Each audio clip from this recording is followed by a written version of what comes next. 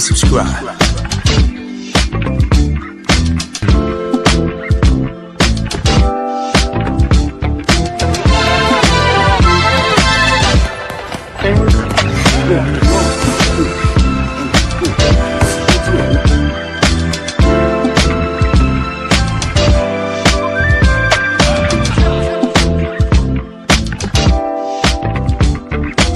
Subscribe to my guy, Uncle D. Tell him Big Bass sent you. Dennis Sterling. I'm an attorney here in Houston, Texas, an advocate for black men, largely because I am a black man. I'm a black father. I have black sons. Hey, man, I do what I do.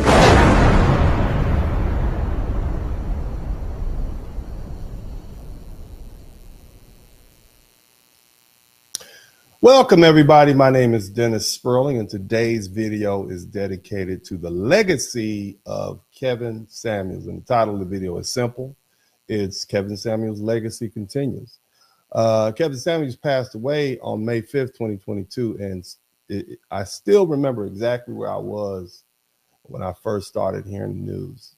I was in my kitchen, and I just spoken to Kevin the night before, and that's one of the reasons the moment hit me the way it did. The night before Kevin passed, he was excited. I'm like, what's going on? He called me up, fussing, yeah, do this, do that. But he was telling me about a woman he had recently met. He was talking about this whole elaborate process that he went through with her and how he had ran her background and interviewed her. And she wasn't the only one, but she was basically one of the final contestants. And but the thing is, it was how intentional it was that struck me, and how impressed he was by her. And at the time, I didn't fully understand how deliberate he was being. But looking back on it now, that was Kevin, and he was intentional about everything. He wasn't just talking about standards and image and presentation and discipline and relationships online. He was applying those same principles in his own life. So this woman who was from the Midwest was beautiful and well-spoken, and from the way he described, she seemed like a really nice lady. And some of you may remember there was this big moment online. Kevin Samuels was doing his live broadcast, and she had briefly walked into the screen. And, that became this big conversation about it in itself. And, she later told her side of the story in an interview that she did with me. And I'm going to play part of that interview during the video. And I'll also put the full interview or the link to that in the description section for anybody who wants to watch the whole thing and take a look at. But I remember the day Kevin passed away. It was very, very clearly embedded in my mind. And at first I was hearing reports online that Kevin Samuels had been taken to the hospital. I didn't know what was true and what wasn't true. I remember calling him several times because, again, I just spoken with him the night before. He was excited. He was upbeat. He was talking about this woman he had met. And so, when I didn't hear from him, I was still holding out hope. But eventually the news started becoming more real. I remember hearing Melanie King announce that Kevin Samuels passed away. And that was the moment when I started, to realize, just like a lot of us, that brother was gone. And so for me, it was personal. And Kevin and I had developed somewhat of a friendship. He was one of the reasons I met my fiance at the time, and who's now my wife. And, shout out to Mrs. Sperling, Esquire. And but we met through a group called The Mix. And over time, my wife and I had actually had an opportunity to hang out with Kevin. We spent some time hanging out with him in Miami. We spent some time hanging out with him in New York. So this wasn't just a person I watched online. This was somebody I had spoken to, somebody I had laughed with, somebody I had learned from, somebody who had an actual impact on my life. And, to give you a little personal insight, coming from South Central LA, I've lost people before. And I've lost a lot of friends when I was younger. By the time I became a middle-aged man, I thought part of my life was behind me, at least for a while. I thought that I'd stop losing friends abruptly like that. Then in 2012, my best friend was shot in the neck in Atlanta. College friend, loved him like a little brother. And that was a hard loss to take. So, by the time Kevin passed away, it hit me in a way I wasn't expecting. It was another brother I looked up to, another man I respected, another man I considered an equal, somebody I looked forward to building with, hanging out with, and seeing, what we could do next, what we could do in this great big world. Um, but because at the time, it felt like we were about to blow up. It felt like something major was going to happen. And, I used to describe the fact, Kevin Samuels was like the aircraft carrier, and I was a battleship in a flotilla, playing my role. Kevin had already changed the conversation, but it still felt like there was so much more coming. And then just like that, he was gone. So today I want to take you all through a little bit of Kevin's legacy, because everybody has something to say about Kevin Samuels' legacy. But a lot of the commentary, whether we talk about podcasters, comedians, activists, pundits, whatever, a lot of that comes from people who really don't know him, who didn't understand where the brother was coming from, or even watch the clips on him. They'll watch the clips out of context. And, Kevin was more than just a viral moment. Kevin was more than just harsh sound bites. Kevin was more than just memes and debates and controversy. He was a man who understood presentation. He understood discipline. The brother had a black belt in karate. He understood order. He understood standards. He understood the importance of men becoming better, looking better, speaking better, earning better, and moving with more intention. And whether people liked him or hated him, they listened. So this video I'm going to start by reminding everybody why Kevin Samuels in the first place. And honestly, it doesn't take much. Now, I'm going to play a few clips, and I'm going to review a couple of videos.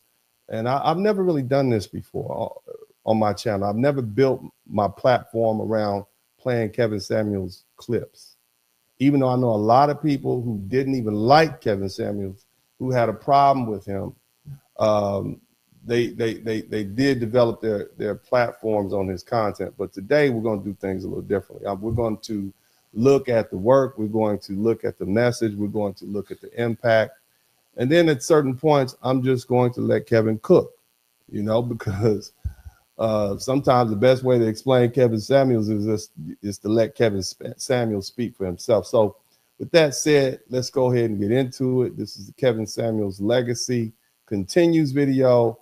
And the first up is this video. How many children do you have? 3, and 3 baby daddies, and they all gang bang. So what do you want as an outcome? I want somebody that's loyal. It's really hard to find loyalty nowadays. You really can't find it at the next corner or none of that. Like these men now. Hold on. Loyal to what end? Like a husband? What are you talking about? I want a husband. I want to get married, have kids. Why I want to if you, live in a house. hold on. You're 39 with 3 children, right? Yes. How old is your youngest? 3 years old. Now, look. Now, Kevin and I are from the same generation, okay? And I can look at his eyes, and most of you all with common sense are looking at his eyes, and you understand something.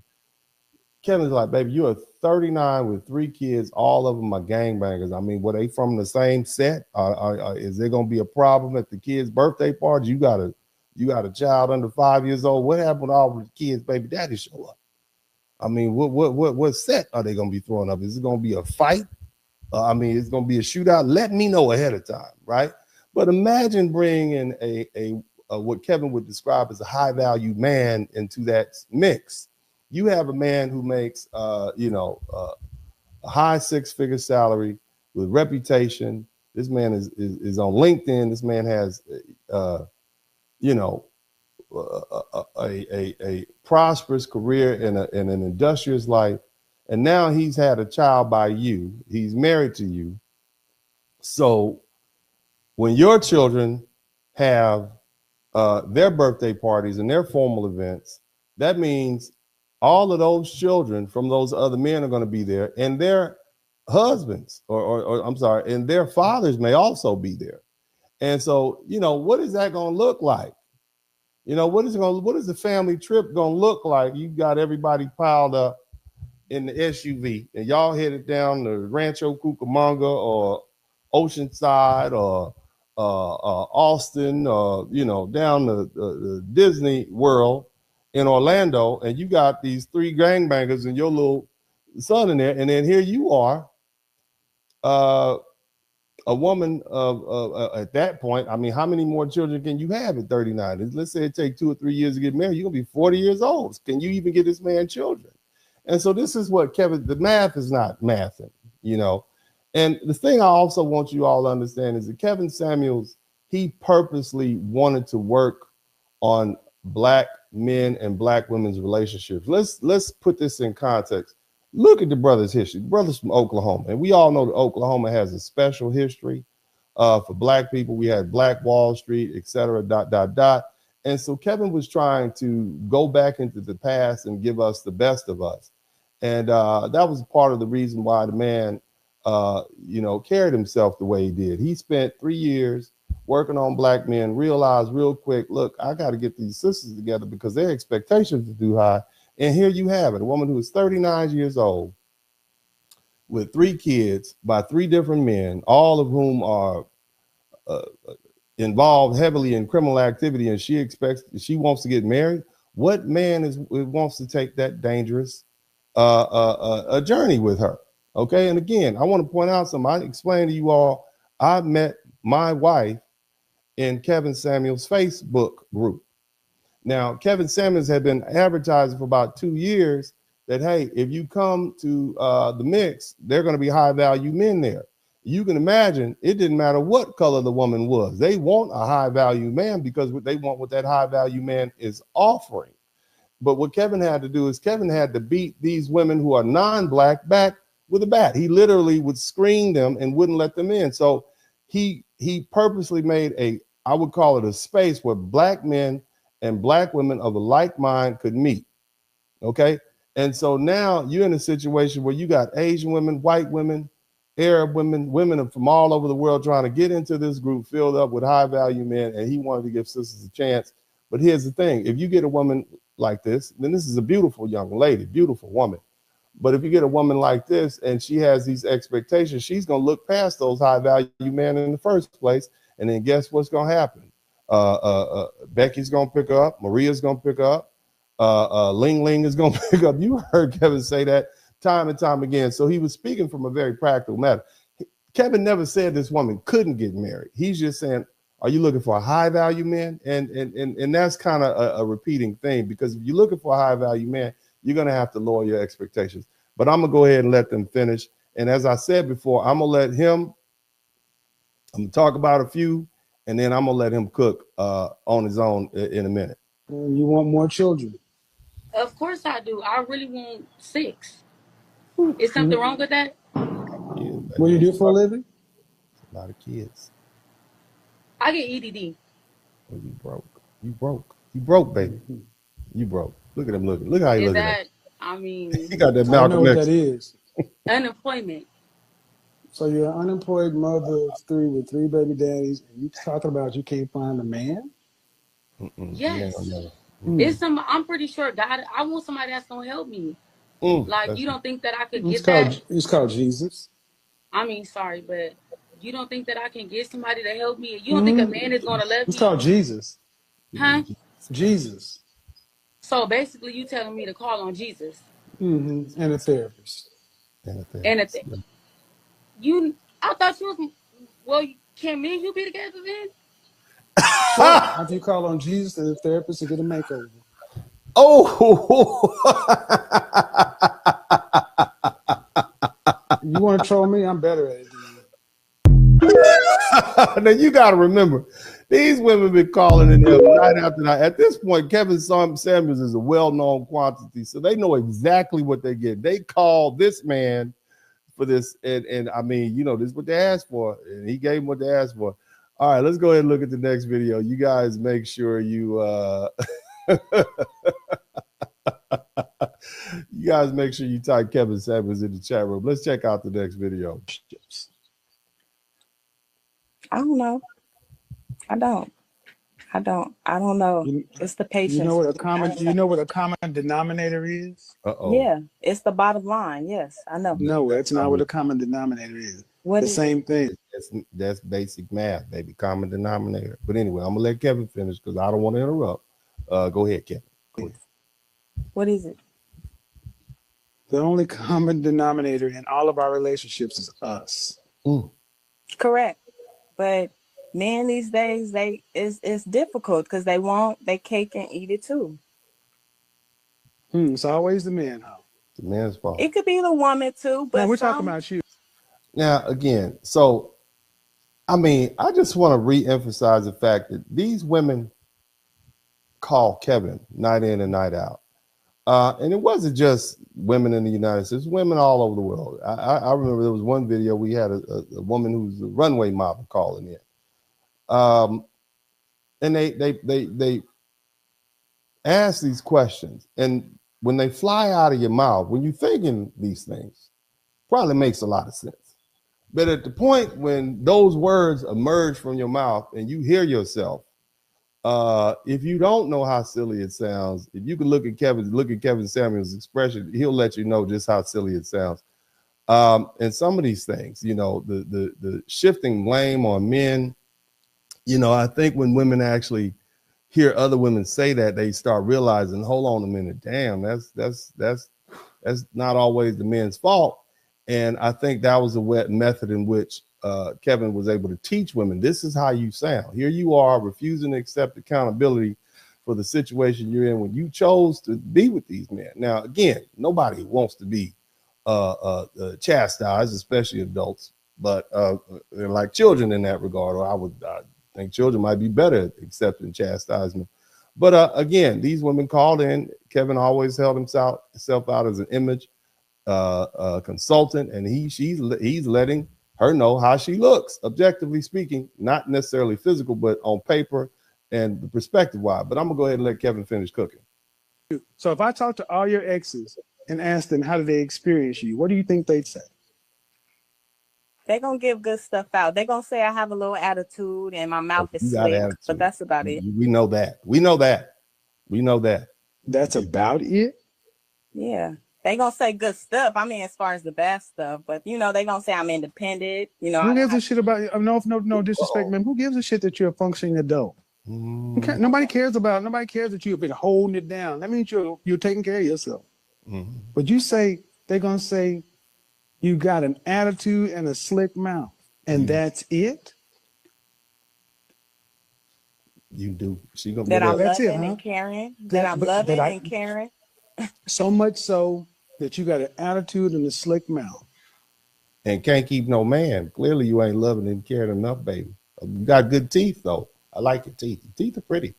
But slick, it's not going to go anywhere. Not with a high value man. And remember, you guys, these women wanted high value man. They just want any man. You can have a man. Go down to the gas stations, men out there, they'll pump your gas, hop right in the car for you. And I mean, you know, they'll put the air, you give them a few dollars. You can come back and see them if you want a man. There's men out there available. But if you want a high value man, you're going to have to recognize that those men have a lot of options and one of them might not be available to you. Okay. And high value men is not necessarily somebody with some money. Kevin always pointed out the fact that he didn't count entertainers and sports figures. Those don't count. Okay. They might be wealthy. They might have money, but they are not high value men, because high value men are more than just entertainers and sports figures. They've actually built themselves up. That's not saying that a sports figure couldn't become a high value man using money and the resources and the connections and so on and so forth. But we need to establish the fact that these women called in because they wanted a certain caliber of man. And Kevin was simply pointing out to them from the position of an image consultant, maybe you might not be qualified for that. So let's go ahead and take a listen. What makes women like you think that that's acceptable? Ooh. I speak my mind. If nothing don't feel right, then that's why you're alone. That's why you're alone. Ooh. Nothing. You got nothing to say. Oh man, the other thing you guys got to know about is that Kevin Samuels was the master of the pregnant pause. He would sit, he would listen, and then all of a sudden he would just get real quiet and be real expressive with his face. And you know, those silent moments spoke volumes for how he really felt. But we got one more video, and then I'm just gonna let it roll. You guys are gonna have a great time. But we'll check this last video out. I'm gonna screen through it, give it a little commentary, and then we'll let Kevin cook. All right, let's check this last one out. So on a regular schmegular degular day, I'd say maybe a 6. Okay. I will give you a 6. And a 6 is cute. All right, so here's the thing. Kevin would say, you know, women would call in because we got a lot of women who get offended. Oh, he called her ugly. She said she's average.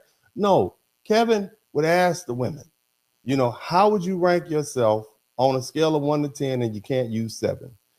And they would give a number. And the reason he said 7 is because 7 is above average, but it's not overly, it's not too close to 10. Well, when they would, and they would then have to realize that I'm clearly not a 10. So they didn't want to appear too delusional. And so that's why he eliminated 7. Again, this man had a well thought out plan to how to get women to be honest with themselves and to try to help to dispel the delusion that has become rampant in what he would call modern women. Some women just overvalue themselves.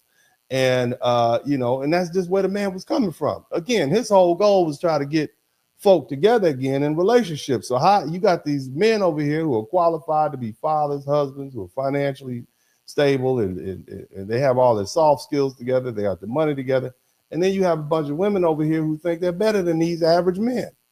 You're an average woman. You think you're better than an average man. You shooting above, you fighting out of your weight class, baby. You up here. You up here in the NBA trying to get in the All-Star game. You need to go back to Santa Monica, Long Beach, and get in the G League. You ain't qualified. That's all the brother was saying.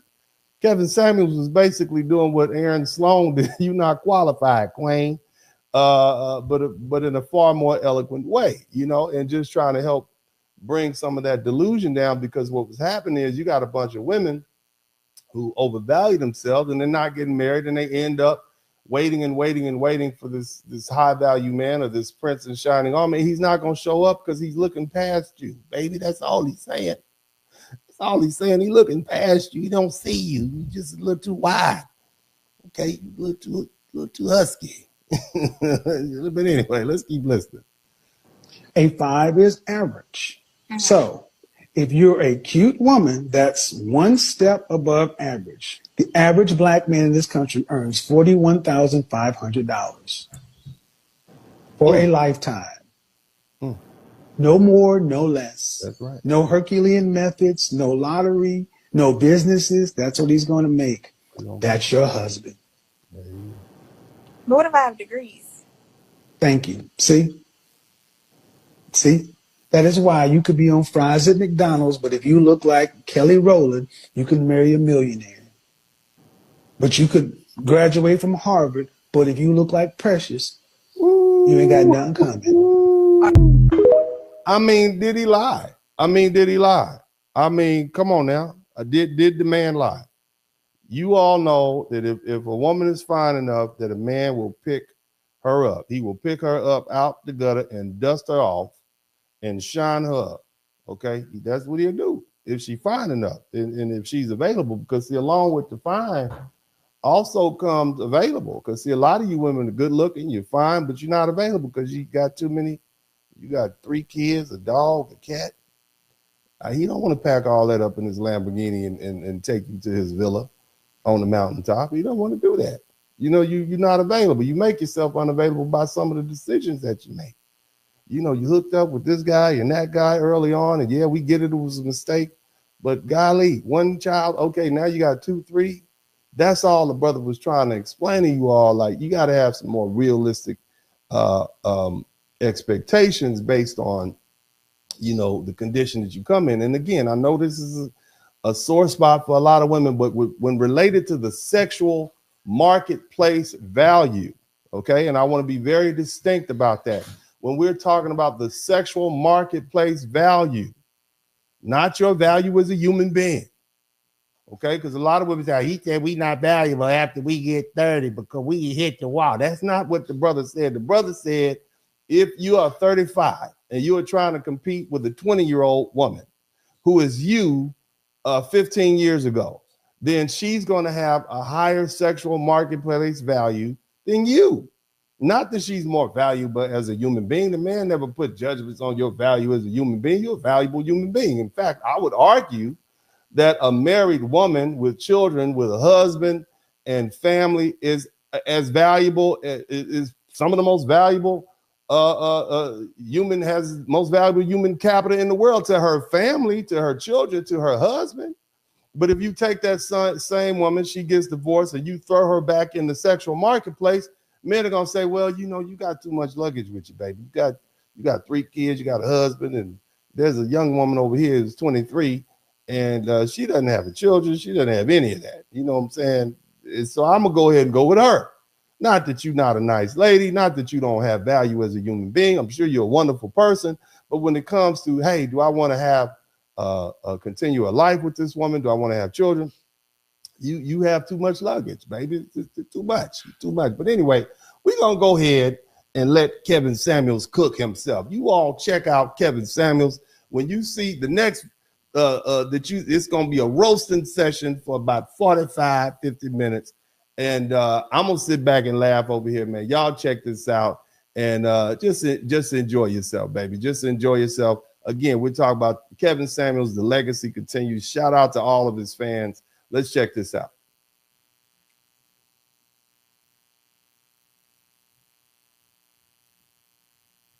Stingy with the puss. Excuse me?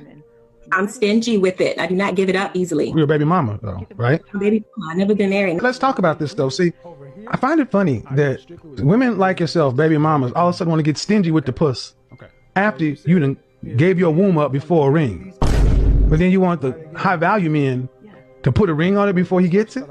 So am I supposed to give it away? You goddamn right you already did. Because here's the thing, ma'am, you're a used vehicle wanting brand new 2021 prices. You can laugh all you want to, ma'am, but you just said 6 months. You're not even exclusive. You're talking about he's marriage minded. Here's the thing, men with options don't play these games. Mm-hmm. Is he a high value man? I would say so. No, but is he making $10,000 a month or more? No. Then he's not a high value man. Is the guy that you've been with 6 months who's non-exclusive making $10,000 a month or more? Yeah, he is. So in other words, the broke nigga got the pussy in the womb for free, but the rich nigga can't even get. This is crazy. This is crazy. I honestly think that a lot of the advice out there is to reserve the goodies. There's no reserving anything, ma'am. I have a master's in public administration, and I have a law degree. How tall are you? 5'9". Dress size? 16. You didn't choose to be single. I'm sorry? How much do you weigh? Who, me? Mm-hmm. I weigh 200. Okay, so. All right, let me let you get your big ass up off my show because I don't do this.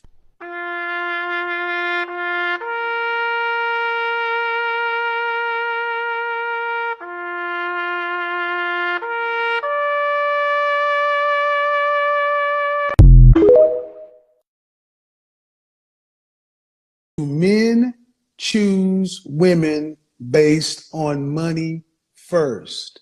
Yes, absolutely. Oh my God, that's the perfect question. Yes, absolutely. Yes, absolutely. Yes.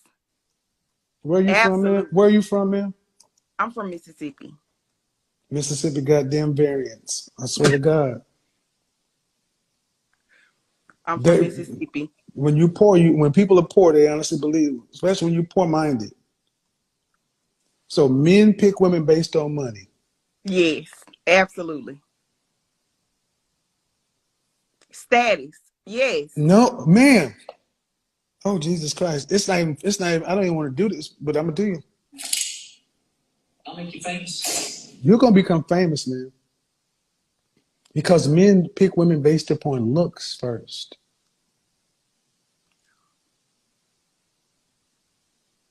In the comment section, gentlemen, ma'am, were you raised with your father?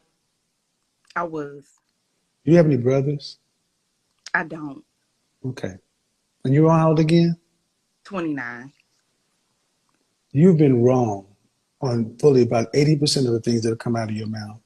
And you haven't, and it doesn't matter if I use facts, data. You can go, and you're a social worker, go pull it all this for yourself. You're saying that men pick women based upon the money. Okay, then there's a question. Why do you have women like Jill Scott? Why do you have these women who are chronically single if men pick women based upon money first?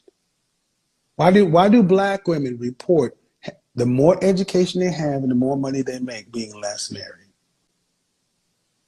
I don't know. Well, according to what you say, men pick women based upon money first. Yeah. But according to the numbers, they don't. Stacey Abrams, successful woman. She has money. Where's her husband? Gabrielle Sidibe. She had to go get an average-looking white dude. Do you want to retract that statement? I don't. I stand on that, and I believe that. I mean, that's just some women. I mean, some women that you're not. Oprah. Oprah has a man. Oprah's unfucking married. She's not married, but she has money. Exactly. Thank you. If a man is not interested in these so-called average women, why do they impregnate them? Why do they get themselves tied and leave their children with these women? Over here, I deal strictly with facts, data, and statistics above anything else. That's correct. Okay. So you said if men don't want to marry these average women, why they get them pregnant? Yes. Okay. Well, let's first start off with the fact that 54% of black men are single and childless.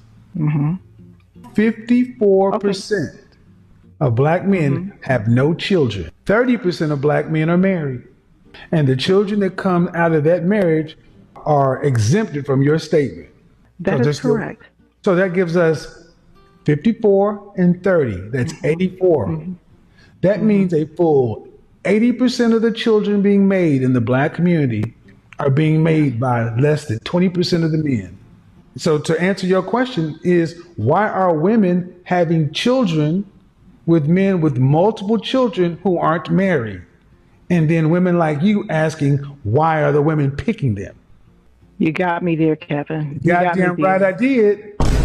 You got me there. Because you came in with that same old talking point that men are leaving babies everywhere. You said if these men don't want these average women, then why are they leaving them with babies? That is an accusation that men are having, and they're average. That's not supported by the facts. See, no one's leaving children. Are these women starting out married? No, they're not. Then you know that if a woman has a child today with 33 forms of birth control, it is not like it was when we were coming up. If a child is born today, it's because a woman chose to bring it to term. The better question is, why are these women who share your reflection choosing to be single mothers? Why would anybody want to deal with? Let's see. I'm intelligent. I'm motivated. I have my own business. I maintain my own lifestyle. I'm not understanding the full scope of your question. Well, see, that's the problem now, ain't it? You just described yourself as a man. See, you got to understand what the men want. And nothing you said in there was anywhere close to being feminine, beautiful, inspirational, caring, loving. The way you're talking almost sounds like a dude. Better go back to your husband. That's all you got. Especially in New York. What part of New York? Brooklyn. Oh, yeah. No, it's done. And how tall are you? I'm 5'4". How much do you weigh? 180. Goodbye.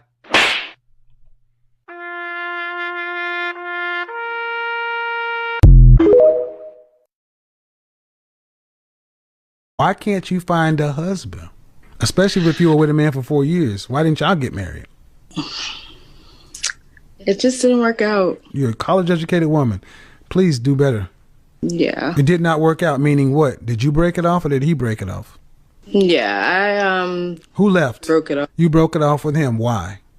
I thought I could do better. Exactly. Yeah. I'm trying to be as nice as possible. 4 years, Yes, sir. and you thought you could do better. Why? I'm copying to that. But what did he do? He was indecisive. What did he do for a living? He was a regional director for a fast food company. A regional manager or a regional director? Director. Right. Did he earn more than you? A lot more. And what do you do for a living? I work in customer service. Like a call center? Yeah.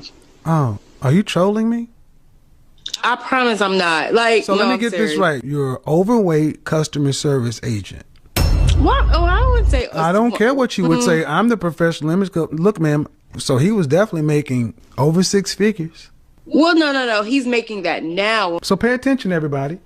Average black woman leaves a 4-year relationship because she thinks she can do better. Good for you, brother. Hope you work at Sonic or White Castle or whatever. Do you have cat insurance, ma'am?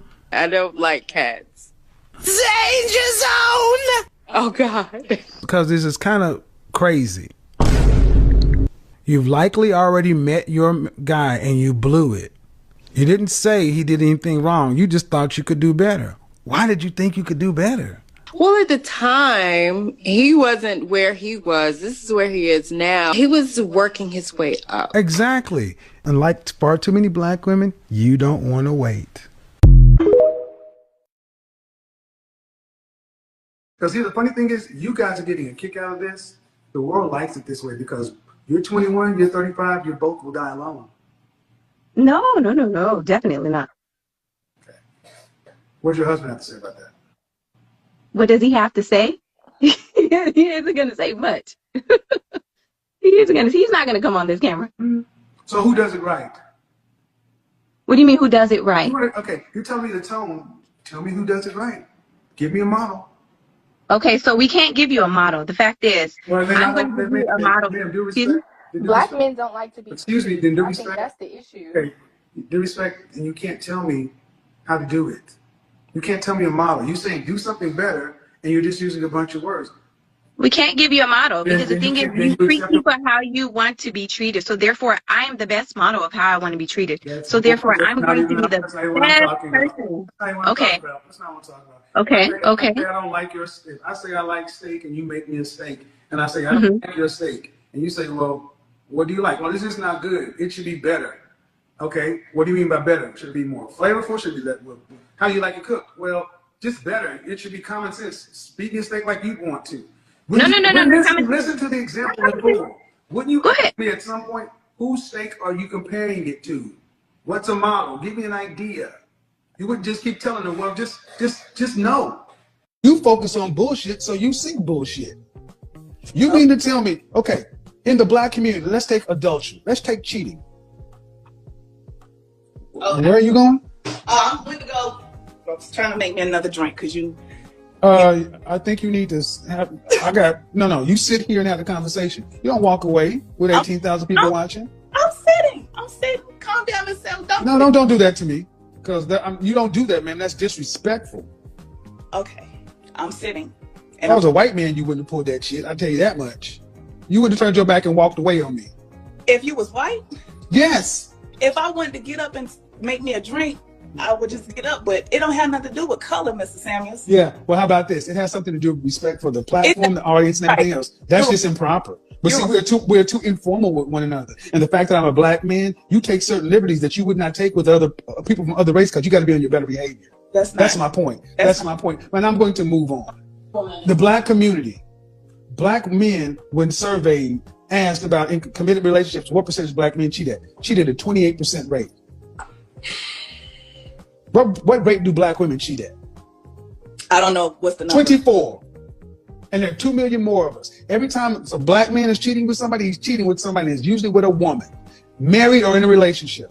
Men want sex, sandwich, and silence. You need to be a place of peace, not an annoyance, not a, well, we need silence.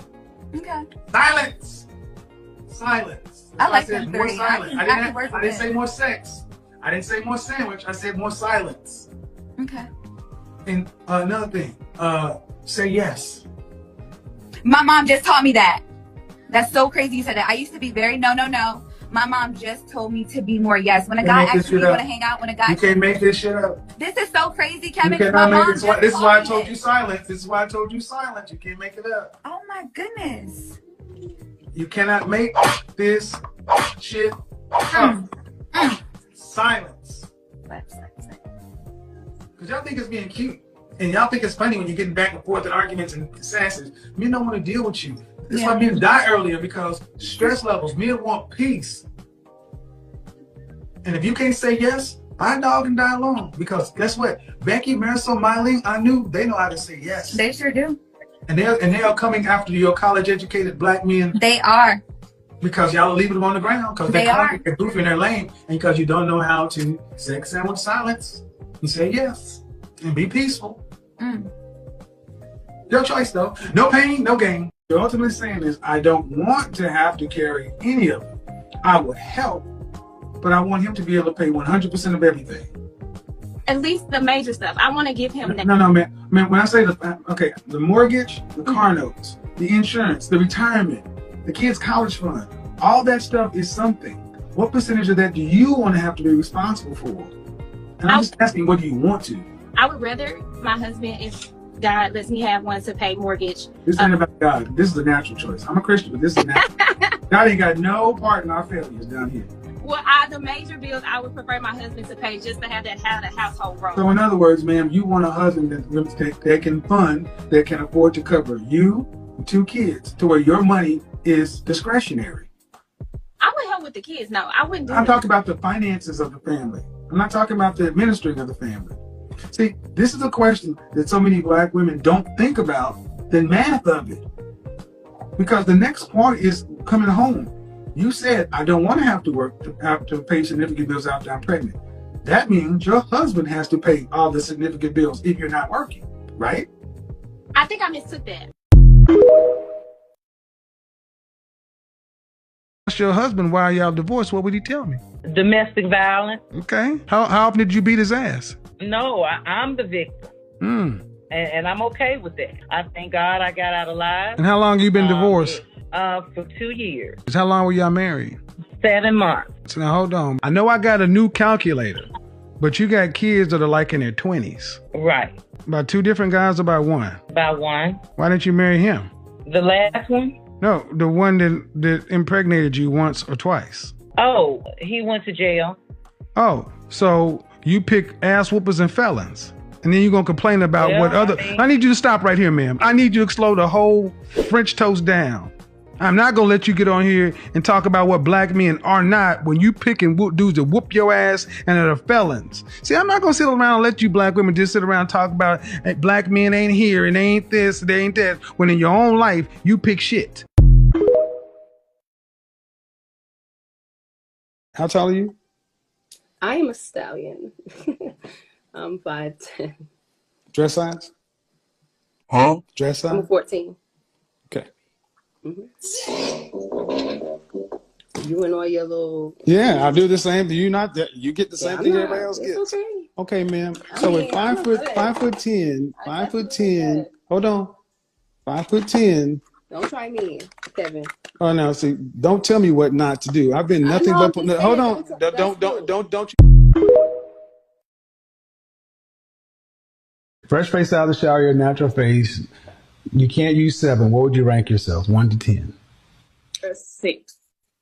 Okay. A 6 is right above average. A 5 is average, right? If you're average to cute looking, if you're below average health from a weight standpoint, and you have 2 children, overall, does that make you below average, average, or above average? Average. Then why should you get above average? What do you mean settle for? You should get what you are. I see millionaires with average women all the time. They don't have big chest tattoos either. And 2 other kids. Let's be honest. Why should an average woman say she's settling for an average man? You said, so I should just settle for an average guy. And I'm like, you're an average woman. Why would you be settling and he wouldn't? So what would he be doing? Would he be upgrading? He don't got no money. So if he don't have no money, You ain't fine enough for no money. I'm not fine enough for money. No. You said you're 6. You don't get money. You get second shift at the plant. Did you go to college? No, I didn't. I have my own business though. Congratulations. Don't care. Man, you got 2 children. Numbers together would be average. An average man would be upgrading to get you. Okay, so I guess we'll be settling for each other. No. My issue is you said settling for him. That means you'd be getting something less than what you deserve. If he's not adding to me, then that will be settling, right? That is why I have no problem telling women to die alone.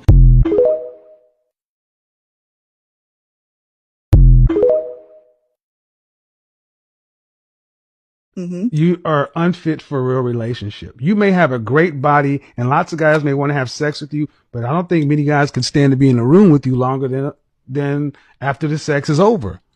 Good night. Bye-bye.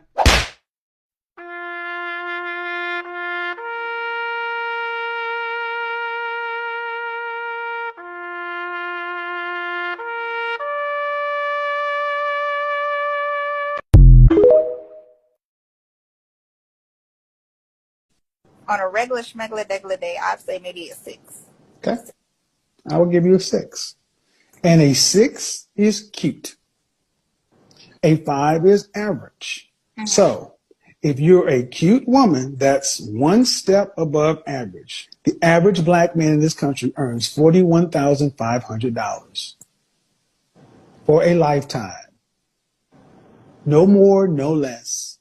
No Herculean methods, no lottery, no businesses. That's what he's going to make. That's your husband. But what if I have degrees? Thank you. See? That is why you could be on fries at McDonald's, but if you look like Kelly Rowland, you can marry a millionaire. But you could graduate from Harvard, but if you look like Precious, you ain't got nothing coming.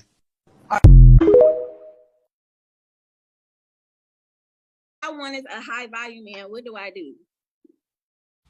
Be reincarnated. You can't get one.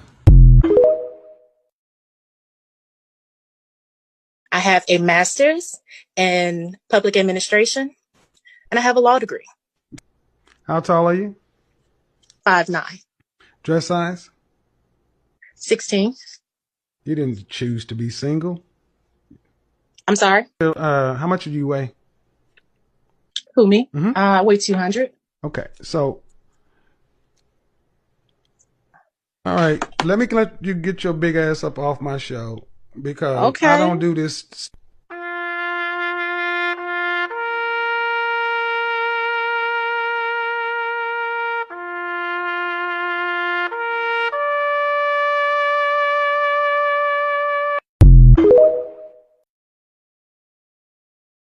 Okay, you're 39. How many children do you have?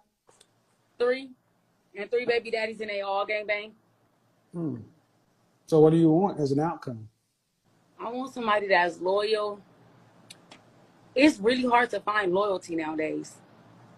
You really can't find it at the next corner or none of that.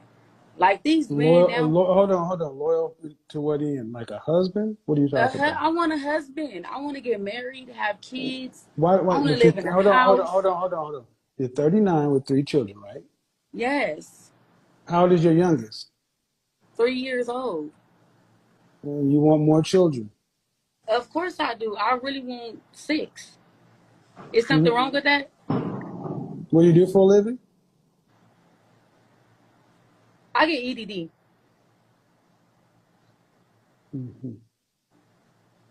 Is that, I don't know what that is. Unemployment.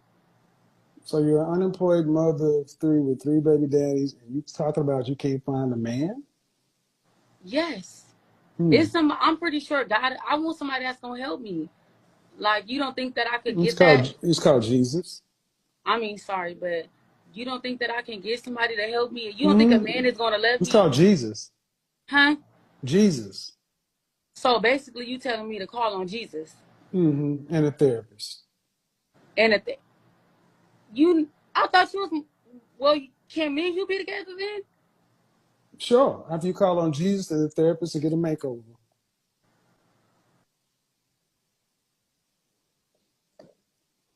You want to troll me? I'm better at it than you.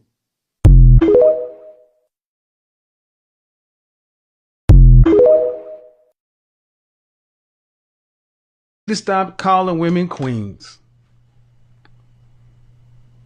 We need to stop calling women queens. First, let me apologize to you.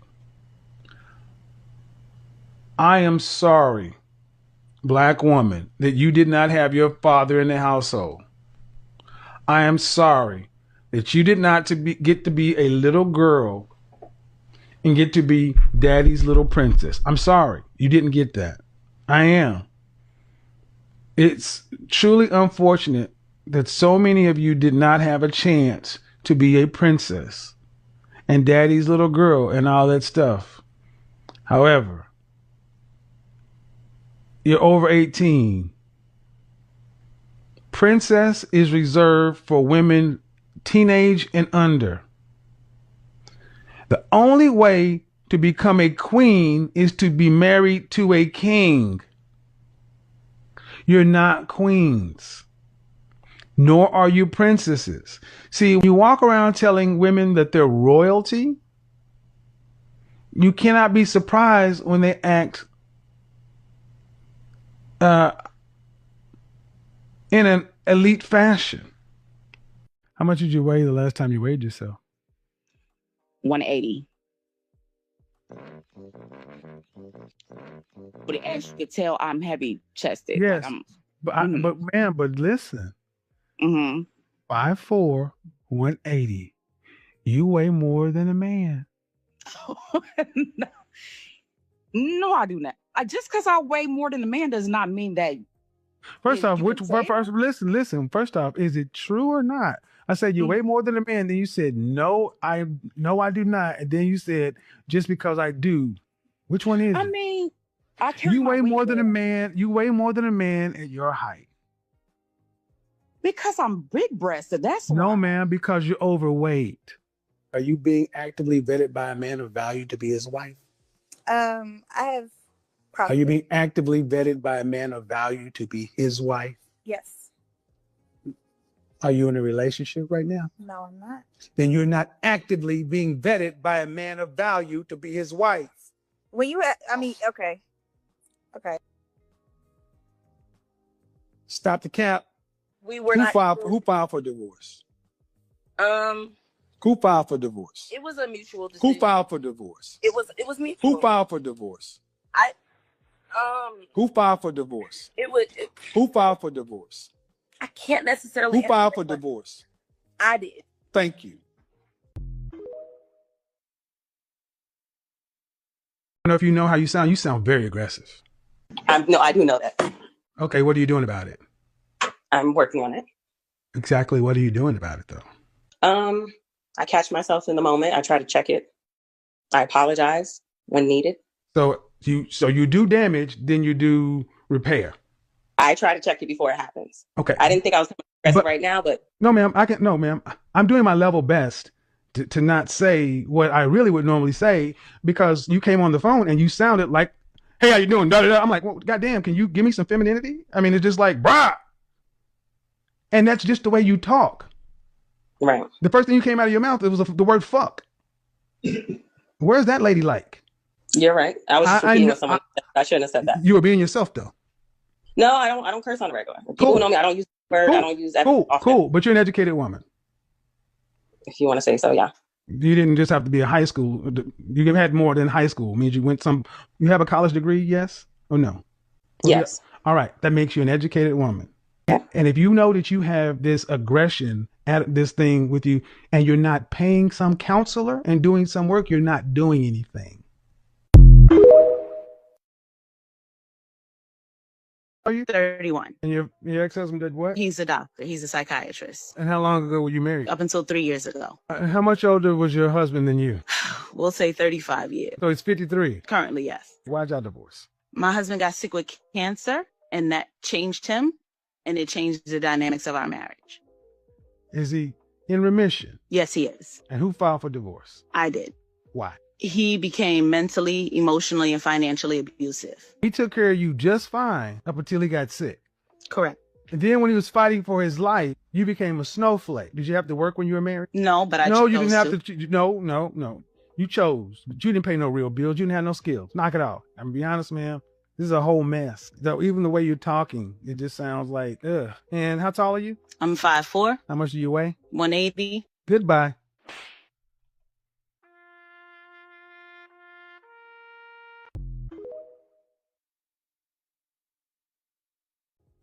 So I'm supposed to be miserable. No, you're supposed to be an adult. Okay. Bro, hang up on that nigga, man. He trash. I'm listening. I just want to. Who is this? Is that Big Shirley? He said, "Is that Big Shirley?" You know he talks shit. That's him. I mean, I'm trash. See, that's what I'm saying. This woman, this so-called woman, supposed woman can say I'm trash. What have I said that's wrong, Big Shirley? Bring the facts, the data, the statistics. Don't bring your trash ass attitude and take your bonnet off if you're gonna get on here. Bitch, I don't want about hate. Yeah, that's what, and see, and that's what I mean. That's all you gotta do. That's comes out to bitches and everything else. That's why your fat ass gonna die by yourself. Hey. Kick rocks. You can't make this shit up.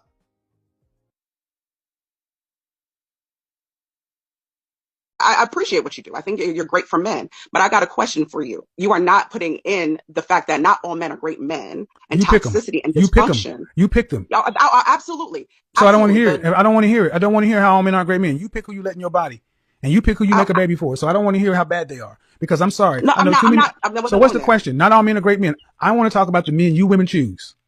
I don't want to talk about anybody else other than men you women choose. Absolutely. And what's the And question? not everybody ends as they began. That's the field I'm in. So what's the right? question? What's the question? Okay, so my question for you is, how do you add that variable into the advice that you're giving people? How do I add what variable in? What's the variable? That you have to have a 2-parent household and be married for somebody to somebody, and because that's what it should be. That's what you're saying. That should be. No. Yeah, I don't know what you think you just said, but I need you to ask you. You asked me to answer a question. What variable are you asking me to add in? The variable of toxicity, dysfunction. Toxicity and dysfunction have no. Oh, look, ma'am. Okay. You're talking about the toxicity. You pick. If you don't know how to pick. No, ma'am. Here's how you put that in. Relationships are reflective. If you pick toxic, whatever, then that's on you. It's your responsibility. You deal with the outcome. You don't blame him for being toxic. And if that's what you picked, that's your problem. That's fair. I agree. So I'm not going to add in the variable for over people over here. I'm going to say pick better. But see, picking better requires you to have a calibrated picker. Picking better requires you to actually have somebody helping you guide you and outside of your own feelings of what you want and subjective truths. Picking better requires picking stuff that's not atavistic, that he's hot, he's got a six-pack, he got a big job. No, he's boring, he got a job and a 401k and potential.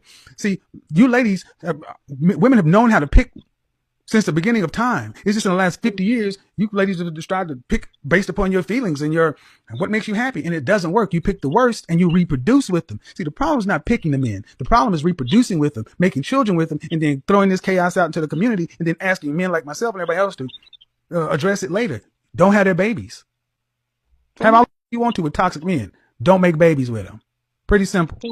Fair enough. Especially not 1, 2, or 3 of them outside of marriage. Tall are you? I'm 5'3". Dress size? I'm like a 4. A 4 or 5. You mind backing camera up? My face looks a lot heavier. I hold a lot of weight in my face, but I'm petite. Do that so we can see up and down, because that don't hurt. Well, I don't really have real clothes on right now. I kind of have. I recently had surgery, so I have What kind of surgery? I don't want to blast myself. You got 6,000. Okay. What's the most you've ever weighed? 100 and 150 pounds. Okay. Yeah, you look much bigger than your vest size 4.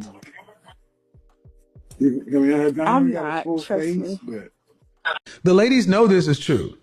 Women would rather be second, third, or fourth in a rotation of the kind of man that her and her friends want than to be number one of the third string guy. The second string guy is trying to become the first string guy.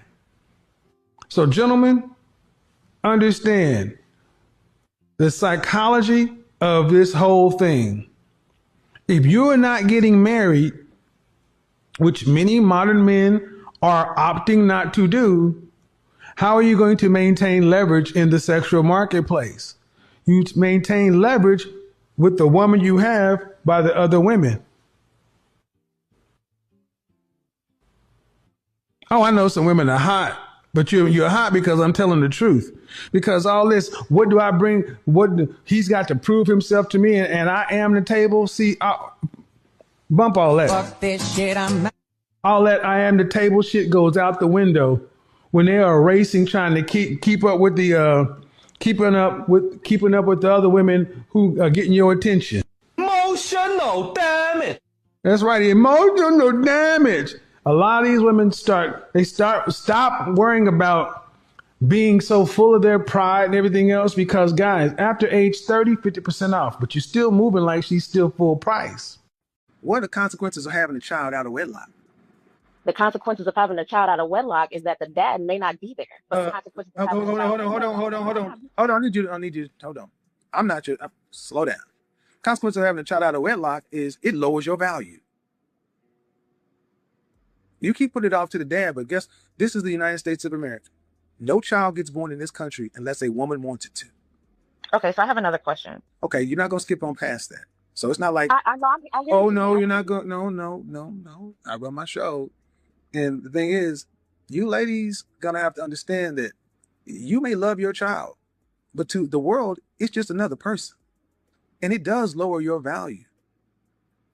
And I don't know why in the black community where we used to, I'm 53, 51 years old, and I remember women used not to, when the woman got pregnant, she used to have to go out of the country. I mean, go to the country. You couldn't be around folks being a baby mama. You had to go somewhere. And now we act like it ain't no big deal. And then we want to always talk about the daddy. Well, you picked him. You decided to have unprotected sex with a man and then carry a child to term. He has one choice to have sex with you. The mother decides whether or not a child is born and kept. You could have a child and put it up for adoption. So, due respect, the world is not owes baby mamas sympathy like that. It's a choice. And my mama was one, and she'll tell you the same damn thing.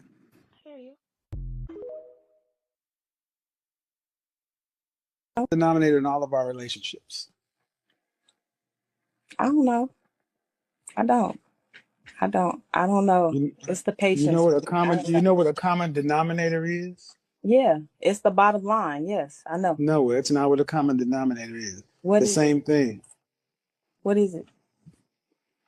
The only common denominator in all of our relationships is us. Correct. But men these days, it's difficult because they want their cake and eat it too. It's always the man, huh? It could be the woman too, but now we're talking about you. So if I talk to all your exes and ask them how did they experience you, what do you think they'd say? They're gonna give good stuff out. They're gonna say I have a little attitude and my mouth is slick, but that's about it. That's about it? Yeah. They gonna say good stuff. I mean, as far as the bad stuff, but they gonna say I'm independent. Who gives a shit about you? No disrespect, man. Who gives a shit that you're a functioning adult? Nobody cares that you've been holding it down. That means you're taking care of yourself. But they're gonna say you got an attitude and a slick mouth, and that's it? That I'm loving and caring. That I'm loving and caring. So much so that you got an attitude and a slick mouth. What makes women like you think that that's acceptable? I speak my mind. If nothing don't feel right, then I'm That's why you're alone. That's why you're alone.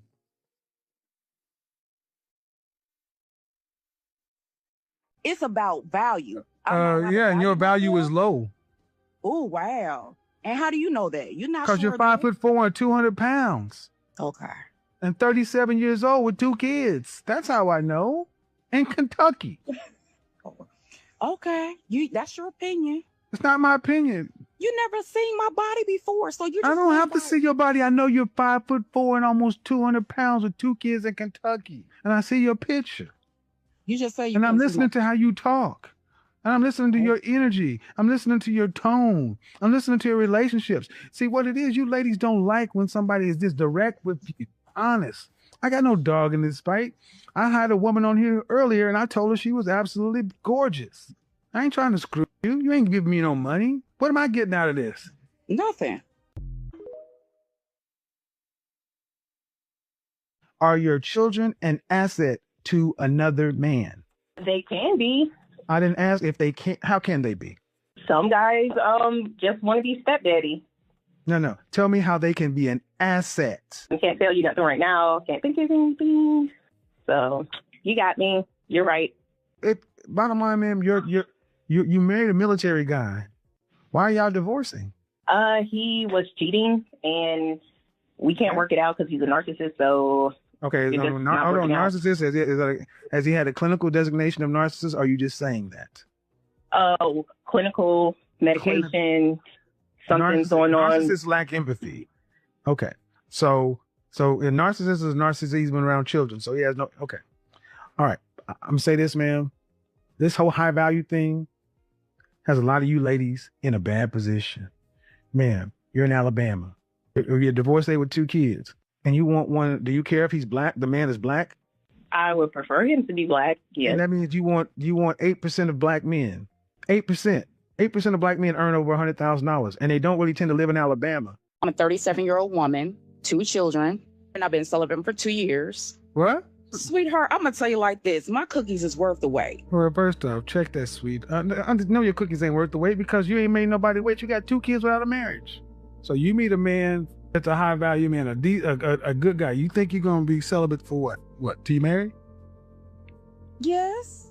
You got your goddamn mind. Name me the product that gains value with age and use. I don't know, but I'm pretty sure you're gonna tell me. Yeah, nothing. Let's just talk about your cookies. They're getting older and they've been used. That don't mean nothing. You're right, they don't. Oh, you are Henri. You are. How tall are you? About 5'4". How much did you weigh the last time you weighed yourself? 180. Hold on. 5'4", 180. You weigh more than a man. No, I do not. Just ended my engagement about 6 months ago. Okay. How long were you guys together? Off and on for 10 years. She knows. And he earned more than you? Yes. She knows. Why'd you end the engagement? Sex. I wasn't happy sexually. You can't make this up, if folks. I'm being You honest. can't make this up, folks. Ma'am, die alone. I mean it, man. Die alone. 10 years a man invested in you, and you left him because of sex. Die alone.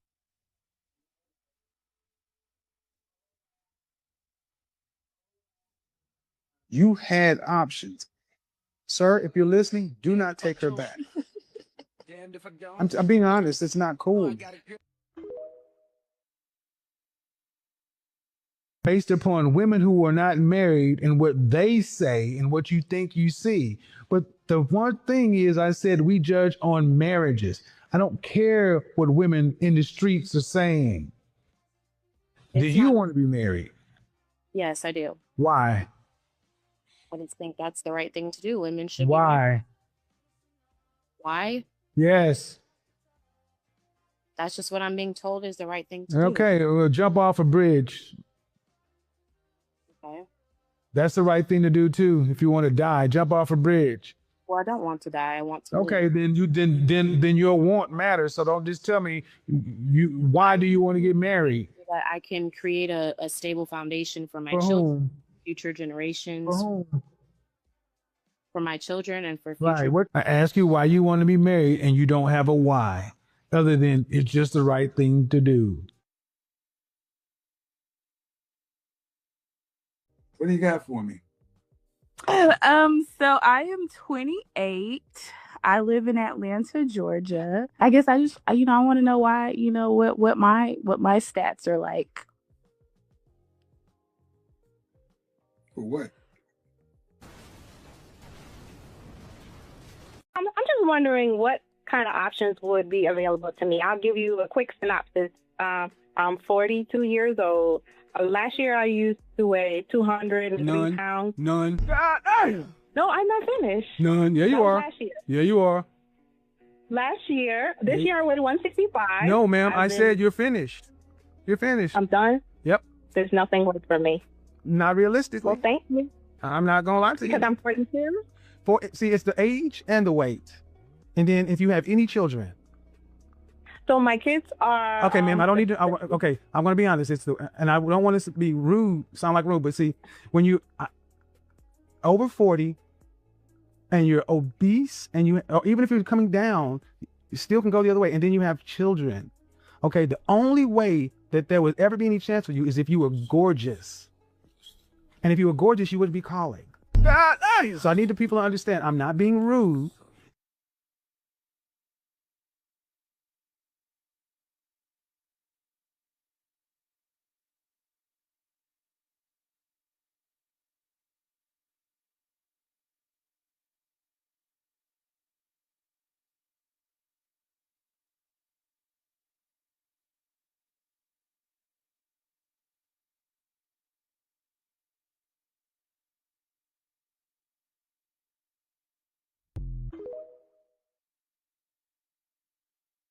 Just talk about your cookies. They're getting older and they've been used. That don't mean nothing. You're right, they don't. Oh, you are Henri. It's about value. Yeah, and your value is low.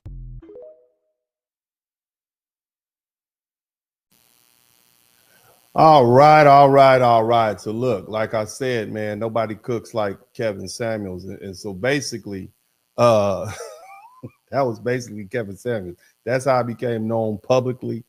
45 minutes of basically just putting people in, roasting them really, but really just putting there, helping them put things in perspective. And I mean, look,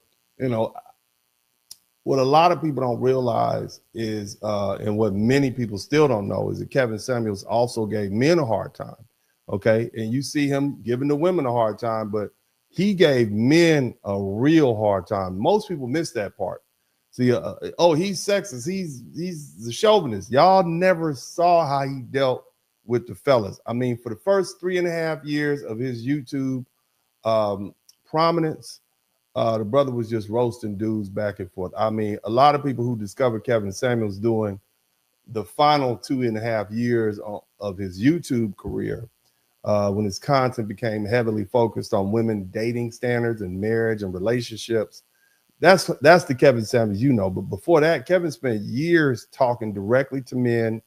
And when I say he talked to men, I mean, not only did he cook them, he barbecued them. He slow roasted them about their appearance. He fricasseed them about their weight. Okay. He fried them. Okay. In deep grease. You know that can of grease that your grandma had, that old grease, not the good grease. He deep fried them in that recycled cholesterol rich grease about their hygiene. He called them lazy. He gave them the blues when you call up there broke. You couldn't be broke. Don't call Kevin Samuels when you're broke, no job. He cooked men. You understand me? About thinking they deserve beautiful women without having anything to offer. He cooked men about not dressing well, not smelling good, not having discipline, not having ambition, and not presenting themselves like grown men. You walk around here with a baseball cap, you think you're supposed to get a dime? You're not worth a dime. You understand? So he really gave him that blues. And, and yes, Kevin had entire conversations with men about basic grooming and hygiene, including brothers not properly taking care of themselves. He wasn't playing with men at all. And let me tell you something else. When people try to reduce Kevin Samuels to just the guy who yelled at women, they're missing a major part of the story. Okay, the truth is Kevin Samuels was an image consultant. I want everybody in the chat room to say that with me. Image consultant. He did not give dating advice per se. He didn't tell you all these different rules, what you should do. No, he was an image consultant. This is how you called here. I am your mirror with a voice. I am telling you how you look from a professional standpoint. And that was the foundation of his work. And if you go back and you actually watch his earlier content, you'll see he was extremely balanced when it came to his role. He wasn't just telling women to have realistic standards. He was telling men the exact same thing. And I would argue that Kevin was actually more brutal on men than he was on women. Kevin didn't like lazy men. He didn't like sloppy men. He didn't like entitled men. He didn't like men who thought they could bring nothing to the table and still demand the best from a woman. And let me tell you something else. He didn't like men who talked about that whole 50-50 mindset. And for men who wanted the benefits of leadership without accepting the responsibility of leadership, he was not with that at all. Kevin made it very clear, if you're a man and your whole plan is to go 50-50, then you don't get to walk around expecting traditional treatment. You don't get to demand submission, respect, admiration, and access to beautiful women while refusing to carry the weight that comes with being a man. And that was Kevin's message to me. If you're fat, if you're lazy, if you're undisciplined, if you're poorly dressed, poorly groomed, financially unstable, and if you have nothing serious to offer a woman, then you've got another thing coming. If you call him Kevin Samuels, and Kevin did exactly, he was not polite. I just want you to know that the brother was openly hostile. He didn't have to hold back on the fellas. Okay, number one, he said he knew they took it. So he was brutal. He was direct. But that was also part of what made him effective, because whether you agree with Kevin or not, he forced people to confront themselves. He forced women to confront the gap between their expectations and their reality. But he also forced men to confront the gap between their claim to be and who they claim to be and who they actually were. So what I want to do now is show many of the people the other side of Kevin that a lot of people conveniently like to ignore when they call him these names like sexist and chauvinist, etc. I have a compilation, again, some of the best moments that many of these podcasters have stolen and incorporated into their channel. So I'm just going to reappropriate them back for Brother Kevin. It's about 30 minutes long. This is Kevin Samuels cooking brothers for being out of shape, undisciplined, entitled, unhygienic. I mean, let me explain something to you ladies. There are a lot of men who were raised, unfortunately, and hygiene was not the priority. Okay. And so a lot of these men don't know how to properly brush their teeth. And that's unfortunate, unless they go to the military or perhaps even prison, some institution where they're surrounded by other men. Many of them don't know how to wipe their butts correctly. And that's a shame. So you got 30-year-old men walking around with skid marks in their drawers. That's because they have not been taught to wipe their butts correctly. You understand? And these same men, they have these unrealistic expectations. They're unprepared for the kind of women they claim they want. And they want to, put all these expectations. So yeah, Kevin went in on them. Now the thing is, I'm going to, what I'll do is I will actually look at some of these videos with you guys. I'll preview a couple, just like I did the women. I want to be fair. I want to be, Uncle D is fair. I'm a fair person. I don't want y'all to think I'm going to sit up here and laugh at those ladies and not give these dudes the blues. So what we'll do is I'll take a couple of the videos of Kevin cooking dudes and we'll see how it goes. You guys make sure you and an Uber driver. Okay. Strike 1 and 2. What? Look at Kevin. Kevin is saying, first of all, sir, this is a broadcast for high value men. Okay. You are the dude that picks me up, and you got your rap tape or whatever you're doing. I don't know what's going on, but you ain't it. All right. So that's first rip. And then another thing, look, you don't look well groomed to me. Okay. You got that. That's not a corporate look, sir. You already got them wide set eyes. Okay. I know I'm supposed to be quiet. I know I'm supposed to let Kevin cook, but I can't help myself. I'm looking at these wide set eyes, and you know, you got the gecko. You're looking both ways. And so now you got the little mop head thing on. You look crazy, sir. You look crazy. I'm looking at you the way Kevin was looking at you right now. Uber driver, musician, you look crazy. But again, I'm not going to interrupt because I know, you know, I will talk through the videos, and I've been doing my best not to talk to the videos, but I'm going to go ahead and let Kevin cook. Nobody could cook like him. All right. I know. Are you serious? Are you trolling me? Ninja, no, what? I'm not. Ninja, what? You date your enemy is your pocketbook. Damn. I know. Don't come here to talk about black women. Man, see? I mean, are you being serious, bro? He's being serious, Kevin. He's serious. I am, but the finances is definitely something that I'm working on. No, hell no. Sir, you already lost. Just go ahead and get off. Why are you still there? Just get off, man.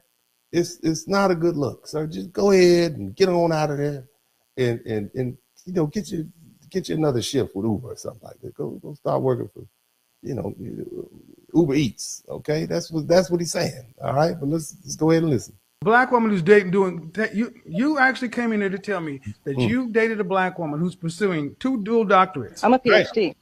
And you're a goddamn Uber driver and a musician. That's not a problem, except you frame black women as your enemy. And your enemy is your inability to be productive on a serious level. Again, now see, Kevin and I understand something. Okay. And I want all you fellas to come in close. I want y'all to come in here. I am an advocate for black men. Okay. And I'm an advocate for black men because I'm a black man and I have black sons. Okay. But I'll be honest with you, is if I was as brutal on YouTube and honest on YouTube as I am with my sons about what I require from men, a lot of you brothers will have your feelings hurt. Okay. I hold back. And what you saw right there, many of you all may have missed it, but that's Kevin holding back. I'm going to let him play that again, and then we'll talk about it. Listen, Uber driver and a musician. That's not a problem, except you frame black women as your enemy. And your enemy is your inability to be productive on a serious level. All right. So basically what Kevin is saying is that a lot of these brothers who are angry with black women, black men, whatever, there's a lot of white men and all men who are angry with women. You're angry because they don't want you. You're angry because they look past you. You're angry because you feel entitled to them. And let's just be honest. You know, if you're not in the top 5-10% of men, women are just gonna pass you by. Why would they have a child with you when they got this guy over here that's 6 feet tall with some money, 6'3", 6'5", billionaire, whatever, millionaire? Why would they want to have a child by you? You have not proven yourself to be genetically viable. On the biological scale, you have not proven yourself to be worthy to reproduce. And so they are rejecting you. That's what's happening. This is simple biology going on here. And unfortunately, guys who get rejected, if you're on that end of the or that low end of the status, low end of the money scale, you're gonna try to, you don't want to accept responsibility for yourself. You want to say there's something wrong with these women. You see, and I've never had an issue getting women. I've never had it, you know, they're around. You see, but and most men, if you really think about it, you can't get the women you want. You see, and I'm gonna be honest with you. I understand that frustration, but again, you know, I have some physical advantages. I'm tall, I'm handsome, I have a great deal of education, but I didn't start off like that. Yeah, I might have been tall when I was 18 and 19, but I'm not who I am now. I'm gonna be real honest with you. At 18 years old, I wouldn't have been able to pull my wife. This woman has 3 degrees. She's got a degree from the oldest liberal arts college in Massachusetts or in America. I think the tuition is $70,000 a year. Okay, so on top of that, she has a law degree and she has a master's degree in law. So she has as many degrees as I do and is licensed to practice law in multiple states. Can you imagine her dealing with an Uber driver and a part-time musician like this fella? You're not qualified for a woman like that. And you can't get mad at her because when she doesn't want to talk, when she eliminates you on sight. And here's another thing you got to understand. Women are biologically wired to know the type of men they want to deal with and the type they don't want to deal with. Just because they'll give you a chance and they might let you smash. Hopefully you don't give them a disease or a baby. That's a whole nother conversation. But the bottom line is you're not qualified for these women. Again, Kevin and I both understand that men are sensitive. All right, we understand that. You get your ego hurt. Now, next thing, everybody's a simp. You just simp and put it up. I get it, man. You can't compete on the global scale. You can't compete on the national scale. Some of you guys can't compete with the men in your own town. And so then you get sensitive. And instead of trying to put your best foot forward, you want women to accept you for how you are. And that's just not good enough. And then, so now, what do you want to do? As a black man, you want to lash out at black women. Oh, they're just too hard. They're too rough. They're not feminine. Why would they be feminine with you? You're not. Why would they be feminine? Why would they submit to you? And I'm not saying black women don't have issues. I'm not saying no women don't. I'm not saying that at all. What I'm saying is, of all people, why would you be able to get the best out of a black woman or any woman when you are, as they would see or as they would say, not something they even want to deal with because of your low financial ability, your maybe not physically fit, not attractive. It is what it is. Just something you have to deal with. But let's go ahead and go to the next video, and then we'll try to. Like I said, we're just gonna let Kevin cook. Kevin, nobody cooks like Kevin. Good job. All right. So this is Kevin on another dude. Lean in. All right. Kevin was brutal when it came to dealing with it. He didn't hold back. Let's take a listen. When's the last time you had a full-time job? Before the pandemic. Who do you live with? Oh, Lord. I stay by myself. How are you paying rent if you don't have a job?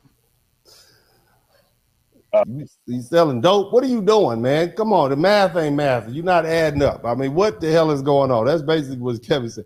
You don't have a job and you live by yourself. Where do you live? In a box? I don't know. Like, it doesn't make sense. Why are you calling my show for high-value men looking for qualified women and you don't even have a damn job? Okay? You need to get off your butt. That's basically what he's about to say. But let's go ahead and let Kevin cook.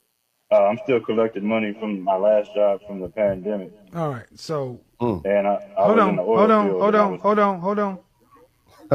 So I'm talking to a man who ain't had a job in what, 6 months? Oh Lord. Yeah, roughly. And you asking me what to do with 20,000 funky dollars? Ooh, yeah. Yep.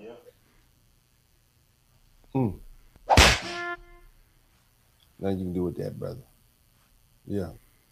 And look, to a lot of people, 20,000 is a lot of money. To me, it's a lot of money. I'll take it. If you want to give me 20,000, I'll take it right now. Matter of fact, shout out to everybody who's contributed to the Super Chat, the Cash App, and the PayPal. I'm going to tell you now, I'm not going to read that because I'm trying to keep it prestigious and whatnot and dignified. So I'm not going to read all your Super Chats, but I see you over there. And if you learn something, I should learn something. And hopefully I'm giving you something, some new stuff that you didn't know. But specifically, Kevin is, he's from the perspective that, you want to talk about real money. Now, by this time, you guys know that Kevin was notorious for drinking those power drinks, or what are they called? Red Bulls. Kevin would do consultations even after he got off his broadcast. He had people calling in from Dubai. These people were paying him thousands of dollars an hour just to speak to him. Okay. So, I mean, when I tell you, I saw, the brother was making $500,000 a month on YouTube. Okay. $500,000 a month on YouTube at his height. You understand me? And then he had the consultations. You had to book an appointment. The man was charging thousands of dollars for imaging. I mean, the man had The whole world was calling it. And of course, this is during the pandemic. So he had the whole world. He was the best thing on YouTube. It's free. You don't need a television show. Nothing good on YouTube. I mean, nothing good on regular TV. So here you got this entertainment and education coming in. And I mean, it was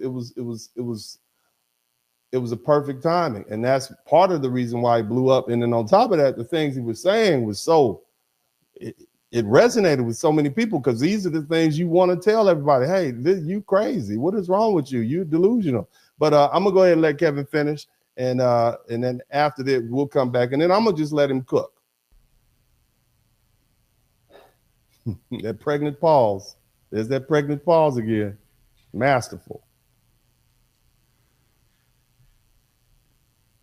You can't increase zero to nothing. You can't increase zero. Man, yeah, that's brutal. That's brutal. But that was Kevin, man. And so again, that's just a taste. Let me I want you all to understand that well, here's the thing. We're gonna come back. We're gonna set the table after that. And I'm just gonna let Kevin cook for about 30 minutes. And this is Kevin Samuels before you all knew who he was. This is Kevin Samuels. This is the part of the legacy that people don't talk about. This is the part of the legacy that they leave out. This is Kevin Samuels being, I mean, just ruthlessly brutal with men. So you guys check this out. I'm gonna come right back. You guys make sure you stay tuned in. Again, this is Kevin Samuels. The legacy continues, and I'm gonna let him do what he do. You guys make sure you like, share, and subscribe. Guys, men who take care of themselves make better impressions on everybody. Pro tip: when you're dealing with, when you're dealing with high quality women with some style or some class, they look at how you take care of yourself. This is why it's, when I talk about men burning candles around your house. Wipe until the brown is. Wipe your ass, niggas. Stop wiping your ass with toilet tissue. After you take a shit, you wipe until the brown is gone. And yes, you also need to put your index finger, your middle finger up and around your bunghole a little bit, nigga. Yeah, you need to go, not no freaky shit, but you need to make sure you clean out to where you don't want no fucking dingleberries, man. And you cannot wipe yourself clean enough with toilet tissue. I'm a musician and an Uber driver. What? I know. Are you serious? Are you trolling me? Ninja, no, what? I'm not. Ninja, what? You date, your enemy is your pocketbook. I know. Don't come here and talk about black women as your, man, see? I mean, are you being serious, bro? I am, but the finances is definitely something that I'm working on. Hell no. A black woman who's dating, you actually came in here to tell me that you dated a black woman who's pursuing 2 dual doctorates. I'm a PhD. And you're a goddamn Uber driver and a musician. That's not a problem, except you frame black women as your enemy. And your enemy is your inability to be productive on a serious level.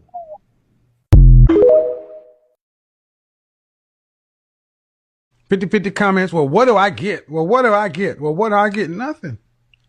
You get nothing. 50-50, you get nothing. You can't make no demand either. You can barely 50-50, you're doing enough to take care of you. You get nothing. 0. 50-50 has always got nothing. 100% gets everything. Oh, I'll be 70-30. See, 70-30 is still on that bullshit. 70-30 is still on that timid, lazy, cheap thing. It's still trying to get the free lunch. You don't want the responsibility. There is no such thing as unconditional love. I only want to deal with people on conditions. I don't want to be loved unconditionally. I want to be loved with hellified conditions. Yep. I want conditions because I have conditions on myself. Your conditions ain't harder than mine. Question is, can you keep my attention? One thing that's always been in my spirit is I go opposite to the pack. When people are running from danger, I run to it because I'm ultimately confident in myself that I can handle any kind of situation. I can defend myself. I can take care of myself.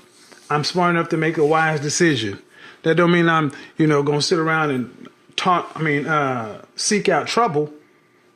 But as a man, where are you in times like this? Can you be counted on? Or are you needing protection like the women and children? Perfect time to be an opportunist. You better believe it. And see, opportunist, not a scavenger. See, I hate when people were doing stuff like going out and buying all the masks and the toilet paper and all that other kind of stuff, but I understand why they were doing it. You look like a man or woman would want to put the kids to bed. Do you look like a man or woman would want to have sex with? That matters.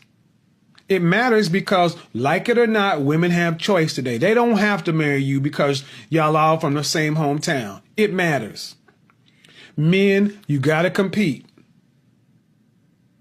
Yeah, you gotta compete. That means if you're walking around at 30 plus years old, 40 years old, in some baggy jeans, graphic t-shirt, pot belly, scruffy looking hair, no cologne, hat turned backwards or something, dirt under your fingernails, some sneakers or whatever, and you expect the bad chick to want to be with you, you out of your damn mind.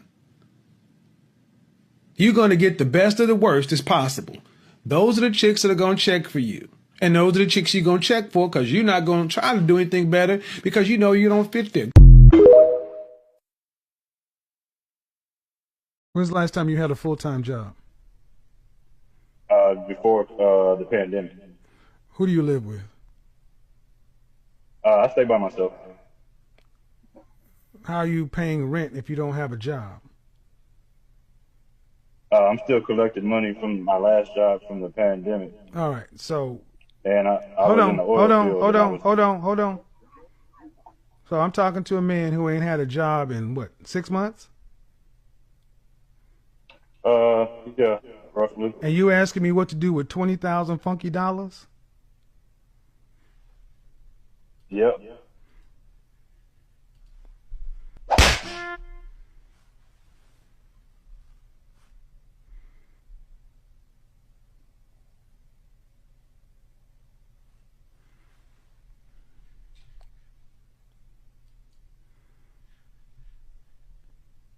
You can't increase zero to nothing. You can't increase zero.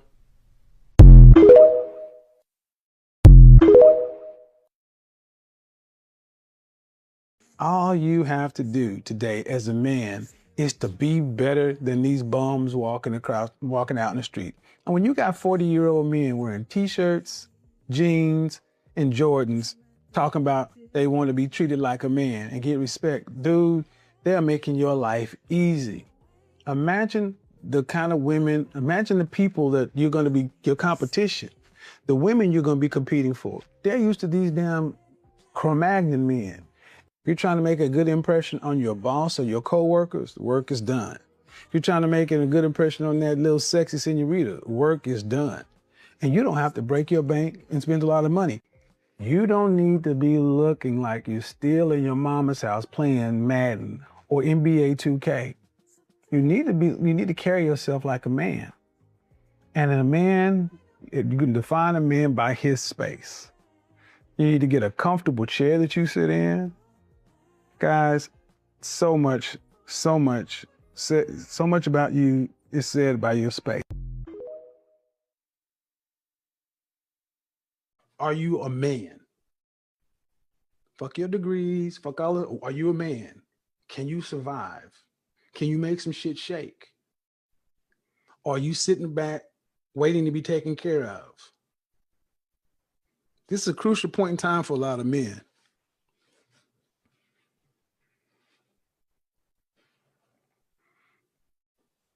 This is a crucial point in time for a lot of men. See, do not let this time go by without you coming out not learning or improving. I talked about Photoshop. If you know Photoshop, good. Go learn what's the one for the Mac? Final Cut Pro. You know how many people are becoming content creators right now who are starting to run an Instagram account or a YouTube and they're not going to have time? You know how many side jobs you can pick up on your own version of Fiverr? Man, please. Please. That's what I'm talking about. I feel like beautiful women should be free. You think like you should be able to slide into somebody's DMs and chat her up and then have her come through and Netflix and chill? I hear more bull from men talk about, man, women out here dating this and that, and I'm not going to spend more than $20 on a date until I get to know such and so forth. That's what I think of all y'all saying that. So I think of all men saying that, and let me tell you why I think that. Because it is on us to ask better questions before you take somebody out. If you end up going out with a woman and she is a dinner scammer, then you failed. That is a horrible attitude to go into the market. I'm going to treat all women. I'm going to take a woman that's obviously up here out to Starbucks because I don't want to get scammed for $30. Keep your broke ass at home. But see, I hear a lot of this stuff, and what I hear on both sides is fear, scarcity, and lack. To the point to where men and women are going into the dating environment like enemy combatants. You never actually stepped to a woman. The problem ain't women. The problem is you. You expect a woman who's got plenty of options to send you choosing signals over the alpha males and select males. You don't think you should have to go in there and compete for them. Why would a woman choose you when she got better options? I feel like I'm a decent option. You may be decent, but you're not better. God damn. I said better. If you're not a better option, you want better outcomes, you got to do the work. See, you want more than you're willing to work for. You don't even want to approach a woman. You think a woman should approach you. That's why you get nothing. You're sitting back entitled. I think I'm a pretty decent pick. Good. How's that working for you? Dry as hell. Never had a girlfriend, never had a date. Just run down how women send you bad energy. Ain't no bad energy. Ain't no bad energy. It's you. That's why I'm doing this show, to show you guys how you're so in your head blaming women for all this stuff. And you can't even tell me the first time you asked a woman out. You won't even risk rejection. That's how soft you are. How are we supposed to build bricks with this kind of straw as men?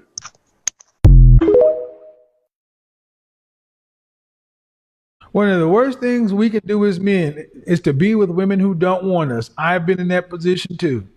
I have simped. I've been in the friend zone. I've done all that kind of stuff. And I will tell you, gentlemen, don't do it.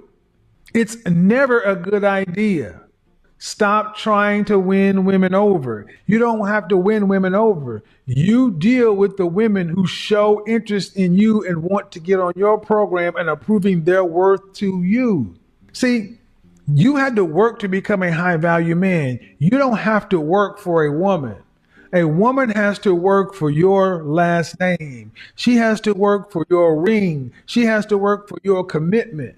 Because we grew up in Disney, and when we were told that it was us that needed to do the other, that's why they hate these channels. They hate the channels where we start telling men, no. Most women do not want you moving this way because it puts them squarely in a position where they got to compete. It puts them squarely in a position where you have options, you have leverage. Well, guess what? Why? Because it's your turn now, gentlemen. Winter is coming. And when winter is here and you are high value, you are in that top 20%, top 10%. You have options. You have leverage. Use them for your benefit. I would still like to have a family. I don't want to have a single. You have a family. You have 3 children and you're a high school graduate. Yes, sir. And you've been reduced to staying at home with your children. And you came on asking questions about women. You don't need to be doing anything with women. You need to be a monk until you get your stuff together. That means some sort of profession. Because honestly, man, you're not living like a man. You're living like a woman. Effectively, you might as well be on government assistance. Damn. What's the most you ever made per hour? 19 an hour. The average woman in this country black woman earns $37,000. Effectively, you're a woman. Damn.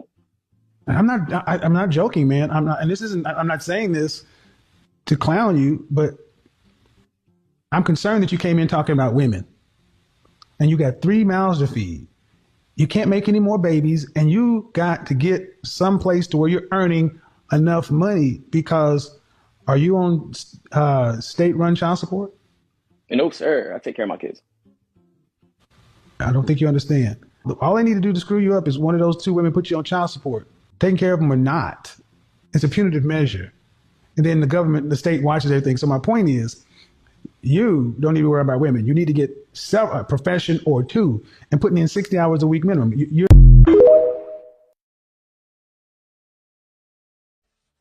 As a man, let me talk about jealousy and envy. In your Esquire phase, you're all starting out pretty much the same. You have your friends you have from high school. You had your friends you have from college, right? Y'all all down bad. Y'all all working together. Y'all going in on a bottle of Bacardi. Y'all split everything. Y'all getting the Domino's pizza specials, you know. And the funny thing is the camaraderie when you're poor with somebody is amazing. But then something happens. There starts to be separation. And one guy starts off and he starts doing better than the other guy. So around 30, and this happened to me, you start to become successful, more successful than your friends. And then the jealousy comes in. They start pocket watching what you purchase, looking at stuff, start making comments, it's Cain and Abel. And when you see that start to happen, gentlemen, cut bait. Don't wait to get caned. Cut bait. I'm telling you, it's lonely. A high value man, it is lonely because you got to be careful. Women aren't like that with money and success. And how many hours were you working at this company? Maybe I'll say 36, depending on the other job as well, because I was working both of them at the same time. So you haven't even had a full-time job. You've never held full-time employment. So how do you go from not having full-time employment to entrepreneur? There's no free money. Mm-hmm. There's no get rich quick. You need to go to McDonald's, Chick-fil-A, Popeyes, Burger King, Big Lots, Kroger. You need to go pick up whatever job you can to work. Grab your balls and become a man. You got to get your own place, dude. Turn off YouTube. Get in the world. Because you can't. Okay, dude. No. You're still trying to think of ways to not do it. You want to do it. You don't want to get your hands dirty. That's what it is with a lot of you young guys. You don't want to get your hands dirty. That's hard. That sounds like work. So should I do it this way? No, you should get your ass up tomorrow and go get a job. Because you're on the channel of an image consultant, right? Yep. I talk about men trying to become the best version of themselves, get themselves into the top 10% of men. And dude, you haven't even got into manhood yet. Your mother needs to put you out. You're a physically healthy 25-year-old man living in your mama house. So to tell me you don't have a girlfriend because you're focusing on your purpose, that's some YouTube bullshit. You need to get out of your mother's house and go to work. You need to be gone by November. So even graduate school then? Oh man, I'm tired. No, graduate school in what, man? Okay, go into more debt for sports management, which is going to do what? It ain't doing nothing now. I would still like to have a family. I don't want to have a single. You have a family. You have 3 children, and you're a high school graduate. Yes, sir. And you've been reduced to staying at home with your children. And you came on asking questions about women.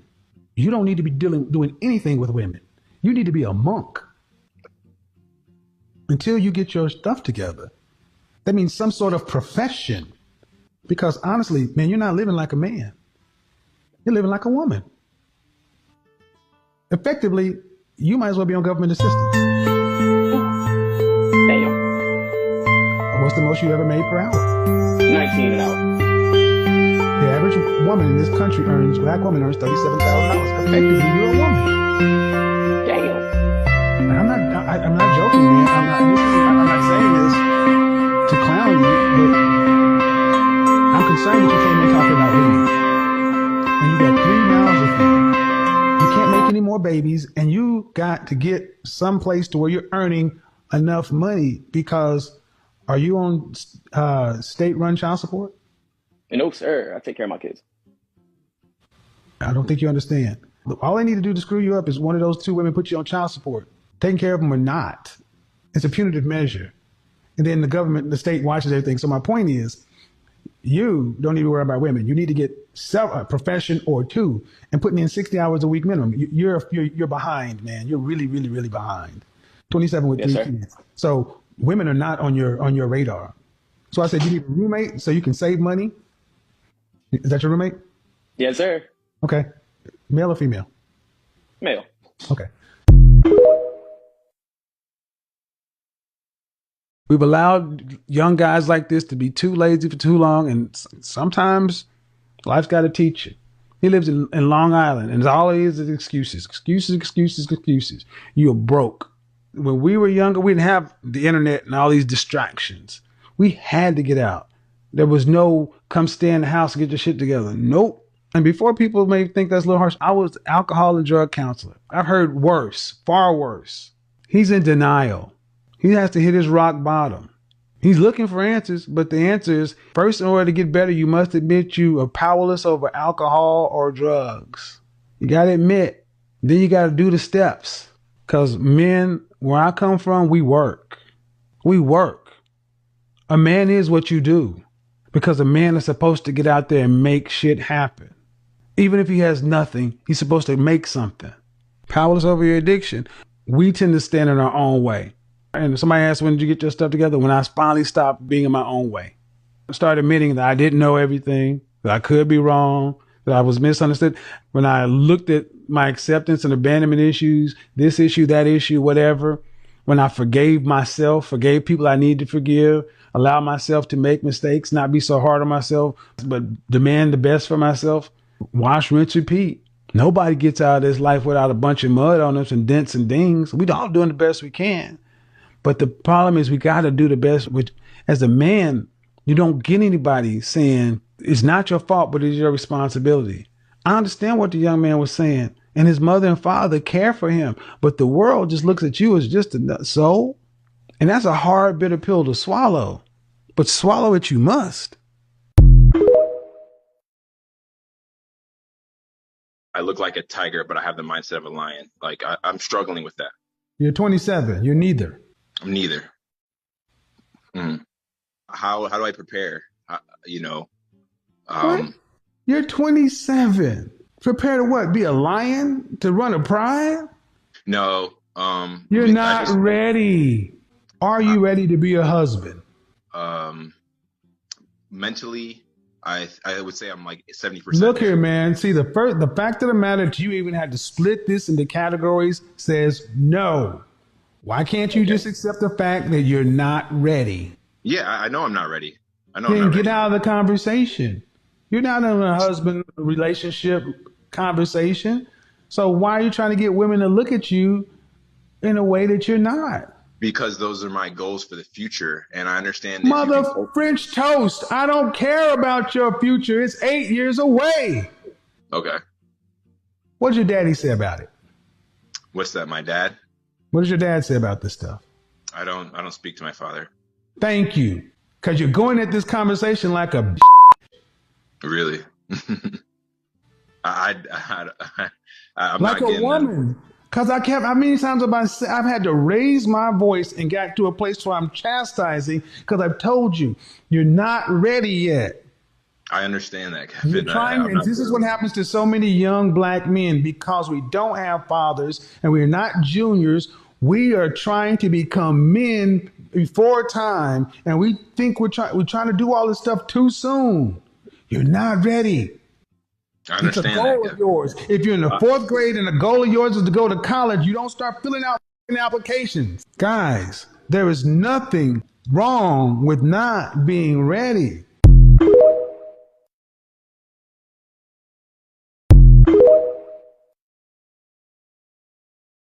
Of this country. There's not a place in this country where we don't belong. So I walk in everywhere like I belong. If I have the credentials, if I have what everybody else has, I'll have what everybody else has. Let me say that again. If I have what everybody else has, I'll have what everybody else is having. And that's what I want for you to start looking at yourself like you belong. What I see is so many black men who have the ability, the potential.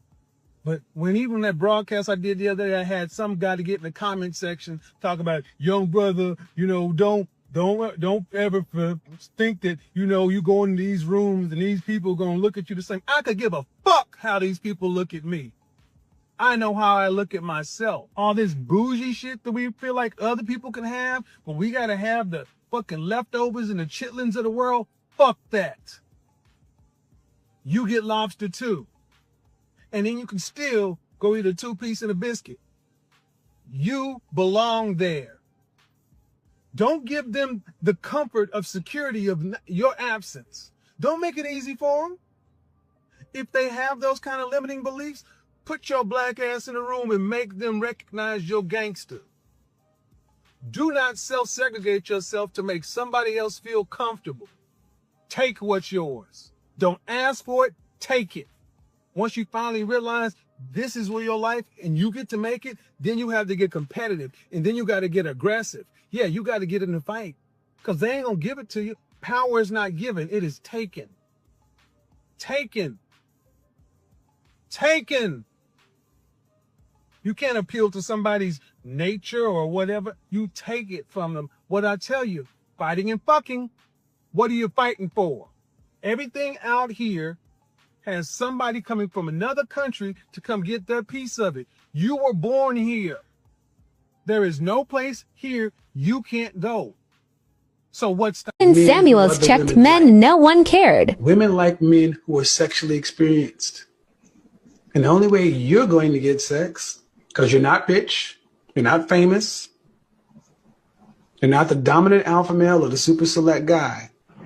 The only way you're going to end up becoming pre-select is by approaching women. So women can tell I'm not getting no play? Anybody, all 462 people in the chat room could tell you ain't getting no play. That's the energy you're getting. Because you're a guy that said you don't think you should have to approach women. They should give you choosing signals. Where would you rank yourself on a scale from 1 to 10? How tall are you? I'm 5'10". 5'10". How much do you weigh? Uh-oh. I weigh about... To what? Depending on the day, between 280 to 285. So you're a yeah. So you think a 5'10", almost 300-pound dude, how much money you make? Like 400 every 2 weeks. So you make 400 every 2 weeks. So you make 800 a month. You make less than $10,000 a year. Okay. But how many 20-year-olds was Henry? Hold on. Dude, I was a 20-year-old and I was making far more money than that. In the 80s, where minimum wage was $3.35 an hour. So I need to hear it. How long? You got a big... Huh? You have a big... I mean, it's above average. I ain't no Ron Jeremy. No. I asked you if you had a big... Say it was above average. I don't know what that is, really. You know if you got a big... Stop the... Every dude know whether or not he got a big... I know I got a big... No. I mean... You don't have a big... That's the point. You don't have a big dick. You don't have a big wallet. You're a fat dude. And you got a lot of nerve thinking you should get choosing signals at 5'10" and 300 pounds, making less than $1,000 a month at 20 years old. And women should approach you. What they get, they don't even get a big dick.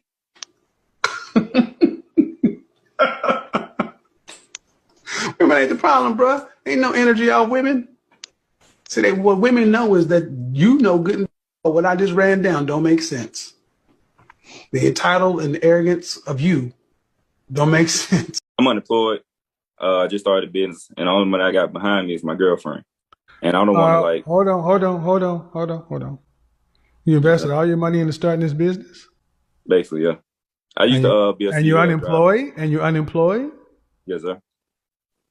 I kind of sacrificed everything to get one. Hold on. Okay, my bad. How long have you been doing this business? I just started. And what does that mean? What does that mean? 3 months. 3 months And ago. you've been unemployed for how long? Ooh, close to almost a year. It's been kind of hard to get everything together. Sir, this is unacceptable. Yeah, I know. I hope you didn't come here looking for sympathy. Oh, no. Heck no. Do you have both your limbs? Yes, sir.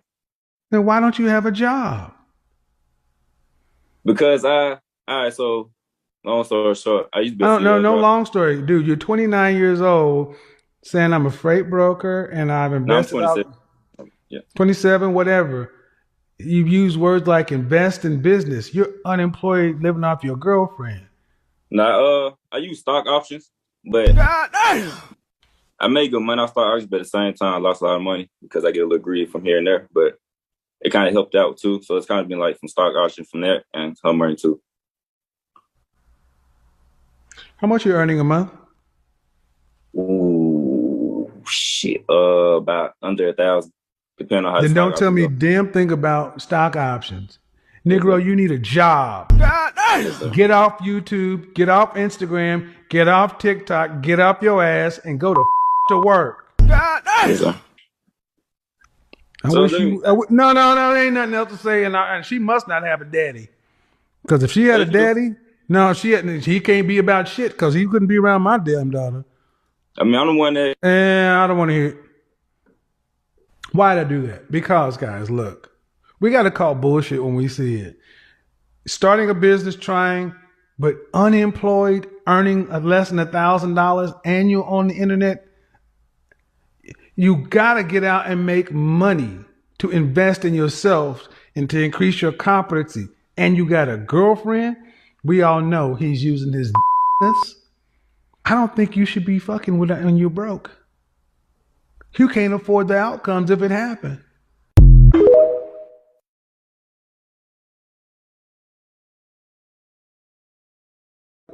Brother Spurling.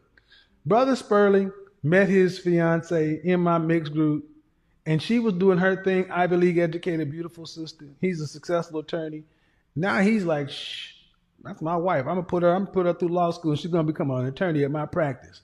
That's the kind of shit I'm talking about. I want to call you back to the sister that called into my show who said when I first listened to you, I didn't like you.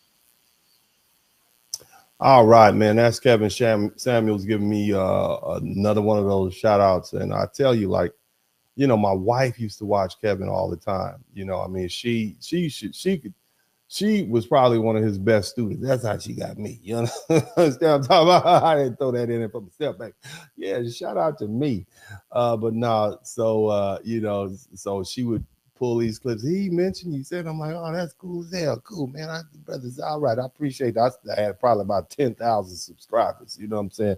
I was still over here just talking stuff and talking ridiculous and crazy. And, you know, but everything I said back then was meaningful to a lot of people. And shout out to all the folks who've been following me for all these years. And shout out to my ICE Lords. Big up to you guys. Shout out to all the new people. I know this is a little different from what I've been doing lately, but you know, times have changed. It's not 4 years ago. We're in a different political season. And we moved from Black YouTube dealing with relationships to Black YouTube dealing with political independence, politics, and history. And that's, you know, that's what I like to do. I am not a person that does relationships. I don't give relationship advice other than to my own children. And, you know, but the bottom line is, man, I can appreciate brilliance and genius when I see it. Now, that being the case, look, man, that video collage, right? Does it prove the point? Huh? Does it prove the point? Do you see how brutal he was? I mean, he telling you need to wipe your hands, all that. And you got Loon, you know, he talk crazy to you. He talk to you like a lot of these dudes need to be talked to like that because some of them have we think the women are bad, but a lot of these fellas have unrealistic expectations. Your breath stink, you stink, you're fat. You know, you got a bad attitude, and then you feel like you're entitled to a woman and there's something wrong with the women because they don't want to deal with you. That's anywhere. You know what I'm saying? But like I said, fam, you know, nobody cooks like Kevin. Now, here's the other thing. Kevin wasn't just a YouTuber. Okay, we all know about his sales history. We all know about him being a consultant, image consultant. But he wasn't just a man on the internet roasting people, okay, and going viral. He and giving people harsh advice. Kevin was really trying to help people. He was really trying to help Black people. Okay, he was trying to move from online commentary into real world action. And at one point, Kevin, myself, the lead attorney, and another podcaster named Mediocre Tutorials and Reviews, MTR. Shout out to my frat brother, MTR. We all met up in New York, man. I mean, and Kevin was talking about doing something bigger than YouTube. He wanted to pool the talent. He wanted to pool the resources, pool the visibility. He wanted to take the marketability that people had built online and turn it into something tangible in the real world. In other words, Kevin was just thinking about content. He was thinking about business. He was thinking about products. The brother was thinking about economics. He was thinking about how we could take the attention we had built and turn it into something useful. And that matters because Kevin was based in Oklahoma. And as many of you all know, Oklahoma has a serious legacy when it comes to foundational Black Americans and Black Americans in general. We had the Tulsa, Oklahoma. It was the home of Black Wall Street. And at one point, that area represented Black economic power and Black business ownership and Black independence and Black community building. And so when I look back, okay, on what Kevin was trying to do, I don't see it as random. Kevin was trying to build something. He was trying to be an inspiration. He was trying to push men to level up. And not just in how they look, not just in how they dress, and not just in how they talk to women, but in how they operated in the real world. Kevin was trying to help a lot of people. And one of the things I later learned came from watching O'Shea Duke Jackson's video. You all know O'Shea. What's up, everybody? This is O'Shea Duke Jackson. You know O'Shea. O'Shea is hilarious. He's one of my favorite podcasters, favorite YouTubers of all time. Now, if you know anything about Black YouTube and urban Black YouTube and the Black manosphere, if you will, or whatever name people want to put on it, then you have to know who O'Shea Duke Jackson is. He's one of the most consistent people in the space. To me, O'Shea is the heart and soul of urban Black YouTube, bigger than all of these comedians and stars and whatnot. And I told O'Shea, I told him before that I believe he's going to be the first billionaire to come out of the Black manosphere. And as far as I'm concerned, he's well on his way. And so big shout out to O'Shea Duke Jackson. And I don't want to skip too far ahead, but I also have to say this. When push came to shove and help was needed to make sure Kevin's mother and daughter were taken care of around the funeral, O'Shea came through. See? O'Shea came through. Now, you got a lot of people proclaiming to be Kevin Samuels' friends and et cetera, and, you know, podcast homies and how they, you know, collaborated, all that. But when push came to shove, okay, it was O'Shea Duke Jackson from Del Paso Heights, Sacramento, California, that came through. You know, so shout out to the West Side. West Side connected and made it a little just that much easier for Kevin and his daughter, Kevin's mama and Kevin's daughter to get through those tough times. And here's the thing: when somebody passes away unexpectedly, people don't always understand how complicated things can get behind the scenes. You got families grieving. They're trying to process the loss. And at the same time, there's a practical issue. You have funeral expenses. There are banking issues. You had a young woman out here faking like she was Kevin Samuels' daughter. Didn't look nothing like her, all right, at all. Kevin Samuels' daughter is a pretty little chocolate girl. And this little light-skinned girl have y'all still believing that was his daughter. Nobody knew who she was.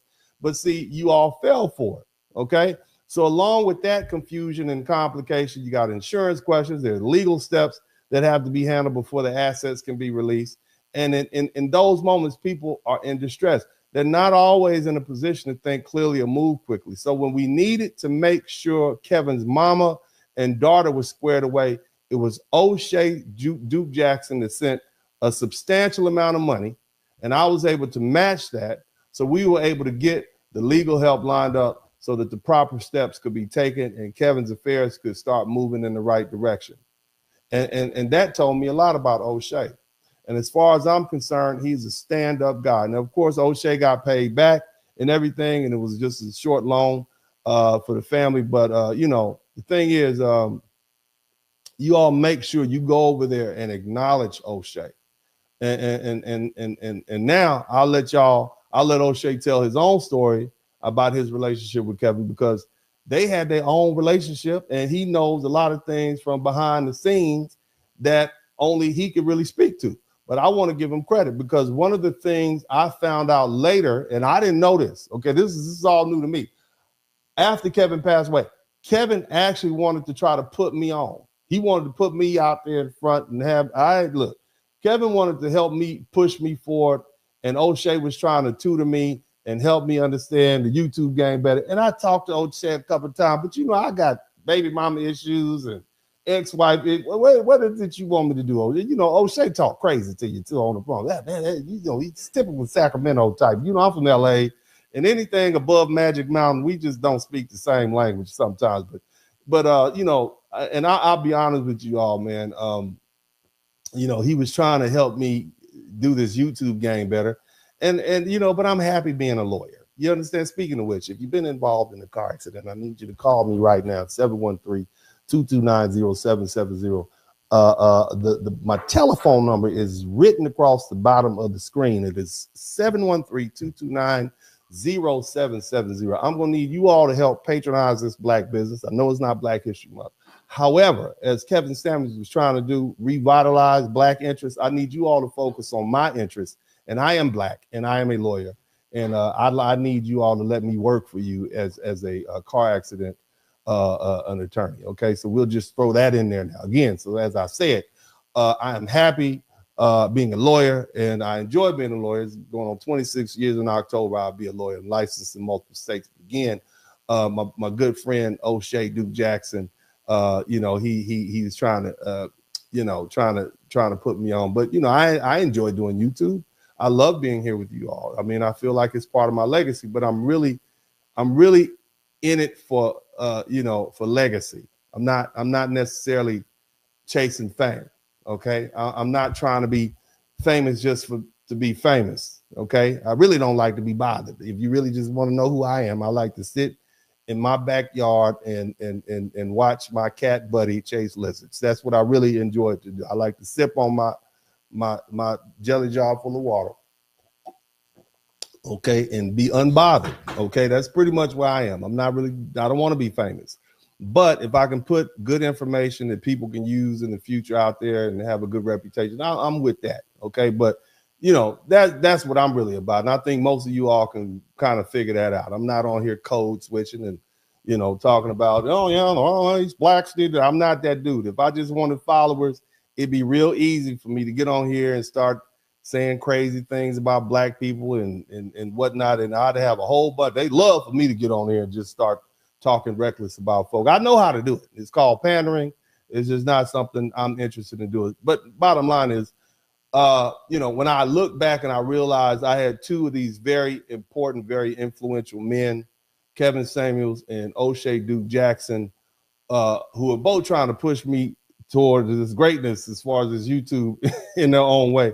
I appreciate it, man. I really do, man. And what's funny is I didn't fully understand all of that until after Kevin was gone. And so what I want to do now is play this video from O'Shea Duke Jackson where he talks about Kevin and what Kevin was trying to do. And Kevin was thinking about me behind the scenes. And the reason this is important, and this goes to the legacy, because there's a lot of people who are detractors of Kevin Samuels now. They're coming out the woodwork.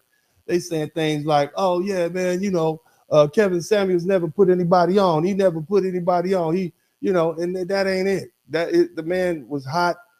I mean, the man took over the YouTube entertainment space for 2 years. He was the only thing people were really interested in. Why? He was getting more views than CNN, you know, and some of these high-ranked television shows. So, you know, I say all that to say he was trying to put people on, but the brother only had a short time period. You know, he got hot, and you know, unfortunately, you know, health took him over, and it is what it is.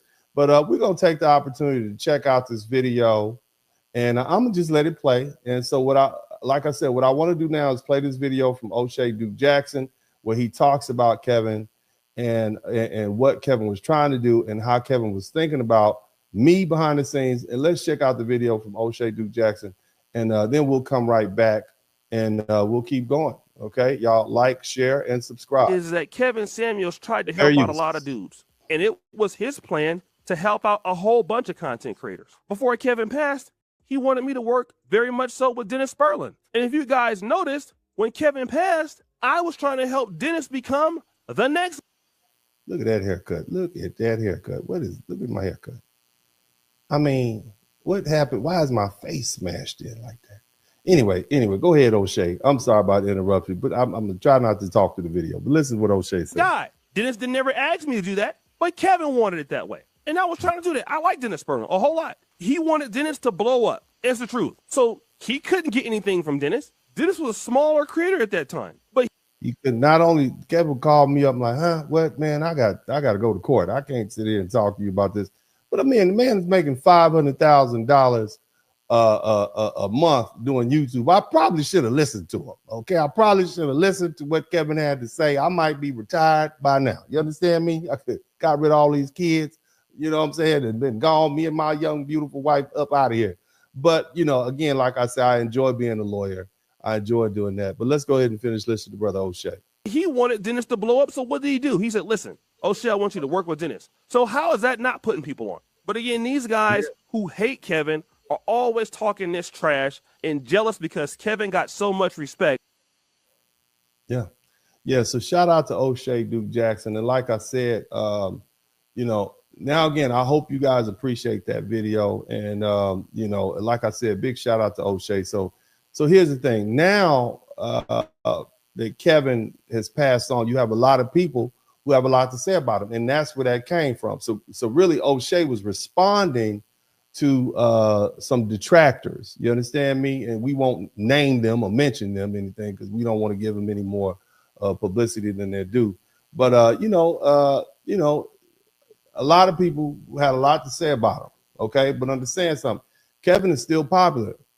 He's a popular subject right now. He still trends. People still talk about him. People still react to him. People still use his name to get attention. And if you look around the internet, you'll see his influences everywhere.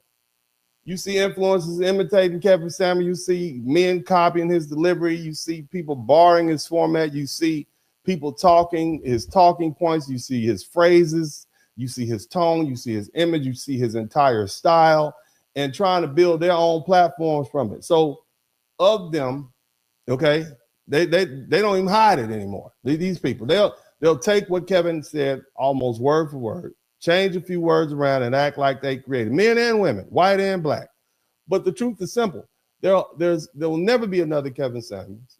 You can imitate the suit, you can imitate the microphone, you can get some likes, you can imitate his directness, you can imitate the questions, you can imitate the attitude, but you can't imitate the man. Kevin had a very particular combination of image, discipline, timing, charisma, intelligence, harshness, humor, and cultural awareness. And that's why he broke through the way he did. That's why people are still talking about him right now. And that's why so many people are still trying to copy his style. But here's the other thing I've noticed. A lot of people they don't just imitate Kevin, they also distort him a lot. And they distort his words and they distort his messages and they distort what he was trying to do. And in some cases, they've even tried to distort the man's life and the circumstances surrounding how his life ended. And that's why I think it's important to deal with some of these things directly. okay? Because Kevin isn't here to defend himself. And so when a man is no longer here to speak for himself, people will say anything, man. They'll take clips out of context. They'll make jokes. They'll create narratives. They'll use his nicknames and clicks, you know. They're trying to turn this man's life into some kind of punchline. And whether you like Kevin or not, that's wrong, man. And the next clip comes from a comedian named Samuels, from her special, I believe. And I'm going to say fair use ahead of time. And you guys know who she is. She's a very famous Black comedian. She's been around for a long time. And, you know, she has a big fan, big audience, and a major platform. But just like, I'm going to let the video play. It speaks for itself. And then I'm going to come right back. You guys check this video out. Again, this is the entertainer. Her name is Samuels. The reason they wanted him to do it because they wanted his feedback because he was honest. Because a lot of people aren't honest with women, and that's why they liked it. I don't know if this is Samuels or not, but she got that Samuels vibe. So you guys can correct me if I'm wrong in the chat room. But I thought this was Samuels, but I'm not sure. But let's keep listening to what she has to say. Oh, would Kevin wasn't looking for people. They called him. They would line up by the hundreds to talk to Kevin Samuels. So, I mean, they called for that. It's not like he hopped on the internet and started pulling up people's phone number off black. She's oversimplifying what Kevin said. That sounds good. Kevin said, no, it's not about them liking you. You're not qualified for this, man. Even if somebody likes you, they like your attitude. They might like having physical relationship with you. But when it comes down to a serious relationship like marriage, a high value man has lots of options. Period. That's all that the brother was saying. Okay, it's not just a matter of, there's a lot of people I like, but I'm not gonna marry them. I've had a lot of women that I like, but I ain't marry them. Okay, thus far I've only married 2, and I plan to stay with this one. I like this one a lot. Okay, but it's a lot of other things that go along with that like.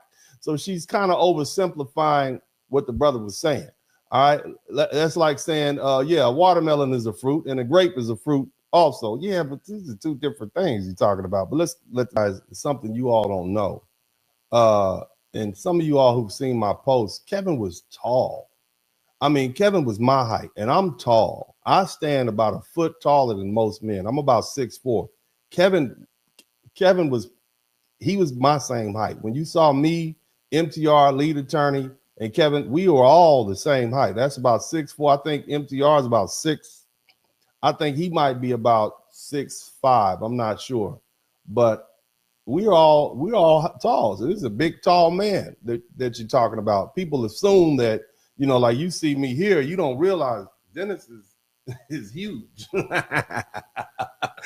And I like being huge. I like beating up. Now I'm serious. Anyway, but no, Kevin's a big, tall man, you know, and I don't know why people underestimate the brother like that, but and all these other harsh things, because, you know, she's alluding at the man's manhood, and that's the thing people do. You know, when they don't like what you say, oh, you must be gay, blah, blah, blah. You know, I'm going to tell y'all something. Kevin actually hired me to look into suing some YouTubers for that, calling him gay, or telling people that he seemed like he was gay because for defamation. And I talked to him. I said, brother, you know that goes with the territory. I mean, they've been calling at that time, they called Dr. Martin Luther King gay. They called Malcolm X gay. And in fact, there was a case where Tom Cruise tried to sue somebody in California for defamation because they said he was gay, you know, but the case law said it wouldn't go through because that's not considered a salacious form of sex, just because the law in society has changed. So basically being gay is not so defamatory that it gives you ground to sue. But, you know, this is the stuff he had to deal with, and it carried on through his life. The crazy part is that Kevin Samuels passed away in the presence of a gorgeous woman that most of these men would never be able to get, and most of these women would never be able to emulate or look like. And you know, that was ironic, because here you are, y'all been saying he you know, questioned his manhood, and he died, you know, with a gorgeous woman. But I'm gonna let this lady finish talking, because there's a specific point that I'm still talking about Kevin 4 years later. You see what I mean? What I mean, just so you can put it in perspective, what rapper are we still talking about 4 years later other than Biggie Small and Tupac and maybe King Von, you know. But then look how they passed away. I think Charleston White said it the best, man. Shit, I want to be like goddamn bad way, fine motherfucker, that. I mean, you know what I'm saying? I mean, if you gotta go, you gotta go. But some people go and, you know, if you go like that, I mean, gosh, it might be all right, man. You already in heaven on your way out. But I think he would probably find that funny. But let's keep listening. I'm gonna wear that pussy out. You just wait till I finish folding these khakis. Yeah. Oh, this goddamn khakis. Oh, she's a mess. Who is this? Y'all let me know who this is. Can't nobody find their clothes. Y'all let me know who this is. I'm gonna go over to Twitter and I'm gonna go. I want to follow her on Twitter and Instagram. Somebody in the chat room, let me know who this is, or in the comment section. I thought it was Samoa. It looked like Samoa, but just, the image is so small. But again, we're about to get to the point I want to talk about. Now I'm not saying he was. Okay. All right. See that? He died on a woman he had met that night. Okay. So the truth is he had met Hortensia that day, but he had done a screening process. But I'm going to let her finish, and then we're going to go into this a little bit more. Pussy, but I'm saying this, he had to be a man of his word. All right. So again, like I said, you know, people have, you know, they still talking about it. You know, and now, as I said, you heard what the comedian said, and somebody please let me know who she is. And, you know, and to be fair, it's kind of a double-edged sword. All right. And when I say double-edged sword, what I mean is, on one hand, she told the truth about Kevin in a certain way. Kevin spoke the truth, right? We can all agree with that. He was who he was. He was direct. He was unapologetic. He had his own style. And of course, when it comes to black people and comedy, we already know how that goes. Folks are going to joke. Folks are going to talk. Folks are going to say certain things a certain way. But here's one part I do want to deal with directly. She said Kevin was with a woman he had just met that night. Okay. And she's trying to allude to the fact that this beautiful young woman was some sort of prostitute or some sort of call girl. And the truth is, it's not accurate. The truth is, you know, that may have been their first date meeting in person, but that was not some random woman Kevin had just met out of nowhere. And they had spoken on the phone multiple times. Kevin had actually gone through an interview process with her. And if you know anything about Kevin, you know that sounds exactly like him. And he actually advertised that fact. He basically said he was taking applications for several months before he passed away for the next Mrs. Kevin Samuels. And, you know, Kevin was, you know, he wasn't that reckless. That wasn't that type of dude he was. And from what I understood, he had been screening her for, like I said, months, along with other women. And he had been checking her out. He'd done his own homework. He had a background check done on her. And so the idea that this is just some woman he met that night it's just not the full truth. And Hortensia explained this in her interview that she did with me. And that interview is in the description section. And so you can watch the whole thing for yourself and know the truth. But in that interview, she talks about how she knew about Kevin Samuels through her brothers. Her brothers watched Kevin. Okay. And here's the thing. She's Latina from the Midwest. Okay. And her brothers are Latina from the Midwest. You have people all over the world from all different races. And I'm going to be real frank and honest with you. It seemed to me that Kevin got more love from people who were non-black than he did from his own black American brothers and sisters. Bottom line is her brothers were familiar with Kevin. And from there, the connection eventually happened. Kevin ended up flying her down to Atlanta. He also rented her a separate place across the street from where he was so she could have her own autonomy in her own space. They weren't even staying in the same room like that, unless they wanted to, you see, but she had her own space. So again, this wasn't some random situation where she just met somebody that night and he brought her back to some skanky hotel room. That's not what happened. And I want to address something too. People always try to make it sound like Kevin was just renting rooms somewhere. No, Kevin was renting very high-end Airbnbs and VRBOs. And this This wasn't, these weren't rooms and shacks. They were expensive, high-end places. And when I did my interview in Miami, I remember the place. I was like, I'm gonna rent that place too, right?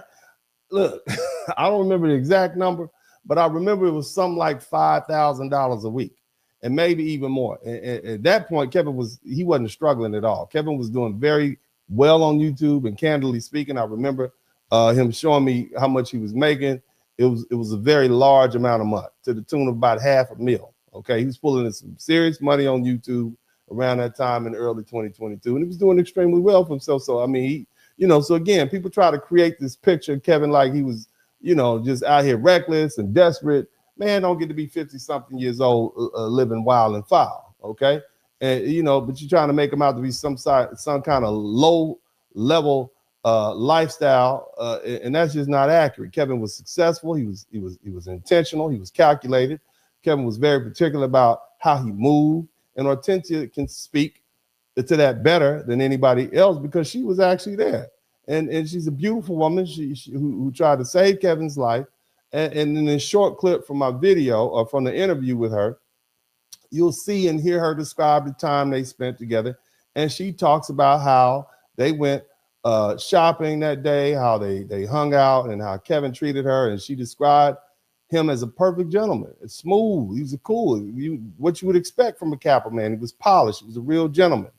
Okay, and that's something. And shout out to all the members of Kappa Alpha Psi, man. I'm glad you guys came together and supported your brother. And but bottom line is, that's something a lot of people didn't know about Kevin, man. And they saw these harsh. They saw how harsh he was online. They saw the directness, they saw the viral Kevin, but there was another side to the brother. And so I'm going to let the clip play. This is from my interview with Hortensia Alcantara, the woman who was with Kevin Samuels, the nurse who tried to save his life. And she can speak for herself. So I'm going to go ahead and let the video play. You guys make sure, just sit back and listen to it. It speaks for itself. I'm going to go ahead and remove myself from it, and the bit's about 10 minutes long. Just check it out. Thursday meeting, and y'all went to the fragrance store. And what else did you do? Because this is technically his last day on earth, right? Yeah, so he just showed me around. He was excited to show me the shops around the area he lived in. We went out, to eat at the little restaurant there, and he told and he just kind of wanted to show me how nice it was, because I felt like he was trying to convince me, to move there. So, and I really told him, I really was surprised that Atlanta was so green, and it was just so beautiful. And I never had been, I've never been to Atlanta. So I kind of was letting him know, I do think Atlanta is really nice, and I might consider it, Yeah. That's cool. That's cool. So y'all you had food, you enjoyed yourself. Okay. Mm-hmm. So what else? I mean, he had told me like everything that he wanted to do that week. I was supposed to be there for a whole week, and he had all these things planned to like go show me, what Atlanta had to offer. And unfortunately that didn't happen, but that's what he wanted. So you saying he had a whole week planned for you guys? Yeah, he wanted me to stay a whole week. Oh, wow. Okay. So I don't want to interrupt me, but how's the sound? Is the sound okay? I want to make sure the sound is okay. And again, I know you all know I'm gonna interrupt, because that's what I do. I talk through movies and I talk through the script. Is the sound okay? If the sound is not okay, let me know. I'm gonna make sure the sound is. Shout out to everybody who's contributed to the super chat, the Cash App, and the PayPal. But I'm gonna let me keep speaking, because I know this is important. But I wanted to make sure the sound is okay. If the sound's okay, hit the number 1 button. All right. Y'all had dinner, whatever. What else did y'all do? I see. Here's a peculiar thing about Kevin. Whenever I went out with him, I never saw him drink anything. And I remember having to, because I can throw him back. You know what I mean? I don't mind getting faded. You know what I mean? That's what I like to do. I like to drink wine and eat and enjoy life. But Kevin never really drank. Did he ever tell you about? I had my belief. I thought it was because he had to kind of deal with cancer as a young man, and that kind of freaked him out, you know. Did y'all talk about Yeah. that at all? Yeah, we did. We talked about, you know, his history and how he had the, you know, Hodgkin's lymphoma.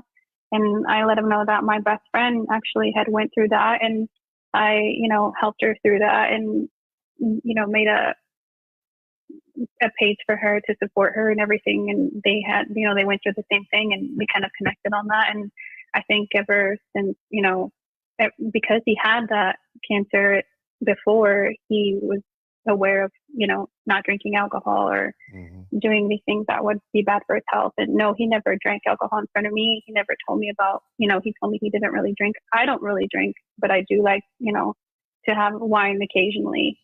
Yeah. But no, he never was the type of person to want to drink alcohol. Yeah, yeah, he didn't smoke cigarettes, he didn't smoke cigars, you know, he didn't drink, you know, the man was like a teetotaler, you know, and I guess that's why, like, you know, I have a lot of black men have a lot of cardiovascular issues. They go again, I don't want to interrupt me again, okay, but I'm still here, and you know, I can't help myself. And so I want to make it a point. A lot of people was talking about when Kevin Samuels first passed, oh, it's drugs, it's over there. Nah, the brother didn't smoke, didn't drink, none of that. He didn't do none of that. Okay, none of that. And so here we are. We got another situation where people who weren't there want to pretend like, you know, here's another black man who's some sort of derelict or nothing. Like the brother was a teetotaler, didn't drink, didn't smoke. You know what I'm saying? It's just ridiculous. It's like, you know, we just go out of our way to try to destroy the reputations of black men.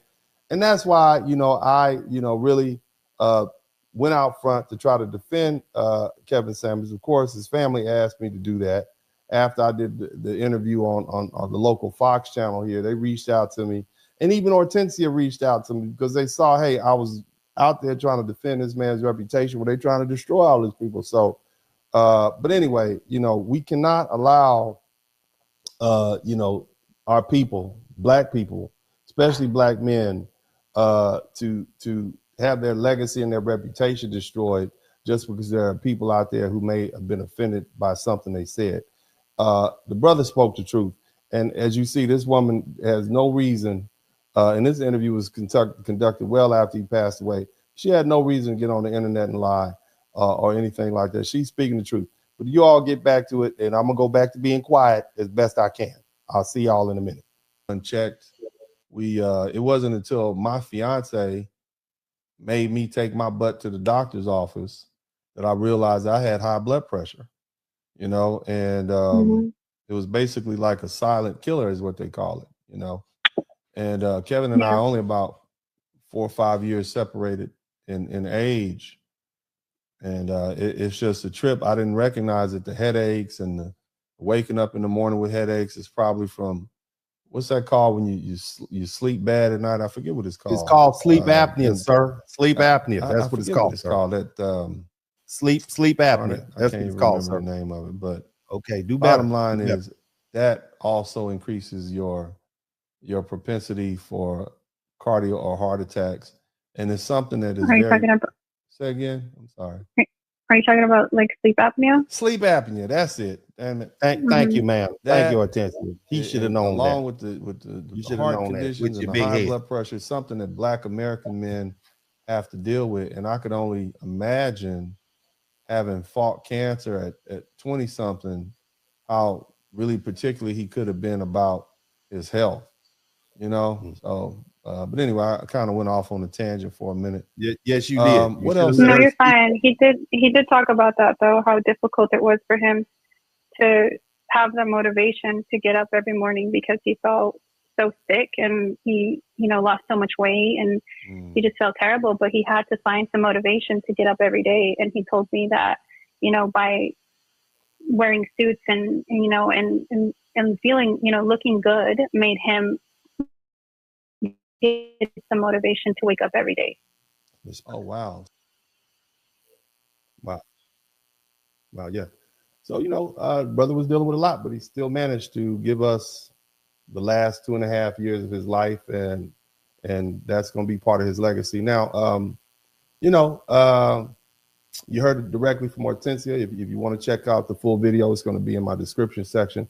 It's right on her. It's right on my page, right here on YouTube. If you want to know the truth, it's there. All right. That's the whole interview. It's about an hour or something long. And like I said, I'll put the link in the description section so you guys can watch the entire interview for yourselves and know the truth. But hopefully we can dispel some of these myths that they're trying to spread about this brother who meant well for Black people. All right. But as you see, she's a very intelligent woman. She's a highly educated woman. She's a well-spoken woman. And hopefully hearing from her directly will help dispel some of those myths and rumors and false narratives that people like to repeat about Kevin Samuels and the circumstances surrounding his passing. Because at the end of the day, I get it. Okay, Kevin Samuels said some things that hurt your little feelings and your little egos got bruised. And he said things that made people uncomfortable, both the men and women. And he said that things that a lot of people didn't want to hear. Okay, but if you actually listen to what he was saying and not just how he was saying it, a lot of people could have grown from it.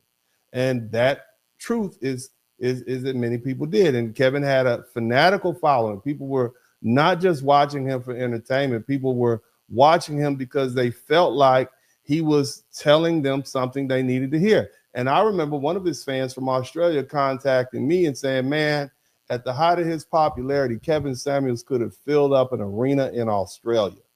Damn, a young Black boy from Oklahoma. That's what he was saying.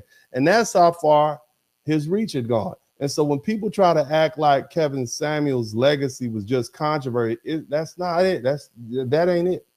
Kevin's legacy is intact as far as I'm concerned. And because the people who were really listening understood the message. They understood the discipline. They understood the standards. They understood the call to improve themselves and present themselves better and think more realistically and stop lying to themselves about what life requires. And you can see the testimonies. You can see it in the people that talk about him. You can see it in the way people explain what Kevin meant to him and how he changed their thinking and how he pushed them to level up and how he made them look in the mirror. So at this point, I'm going to play some of the testimonies and, you know, let the people speak for themselves. You guys check this video out. This is basically Kevin Samuels' testimonies. I've played it before. These are the testimonies of them, the people who were affected the most by them. Y'all check this out. And I'm 36 years old, and I'm from Pensacola, Florida. I've been a fan of Kevin Samuels for a little over a year and a half now. Kevin helped me understand my value as a Black man. He also equipped me with tools on how to properly vet a potential wife. He taught me how important it is for Black men to take control of our image. Kevin Samuels was the blueprint for becoming the best version of yourself, all while remaining confident, intelligent, and assertive. Kevin started a much-needed conversation within the Black community, and it took the world by storm. Kevin will be dearly missed, and may he continue to rest in peace.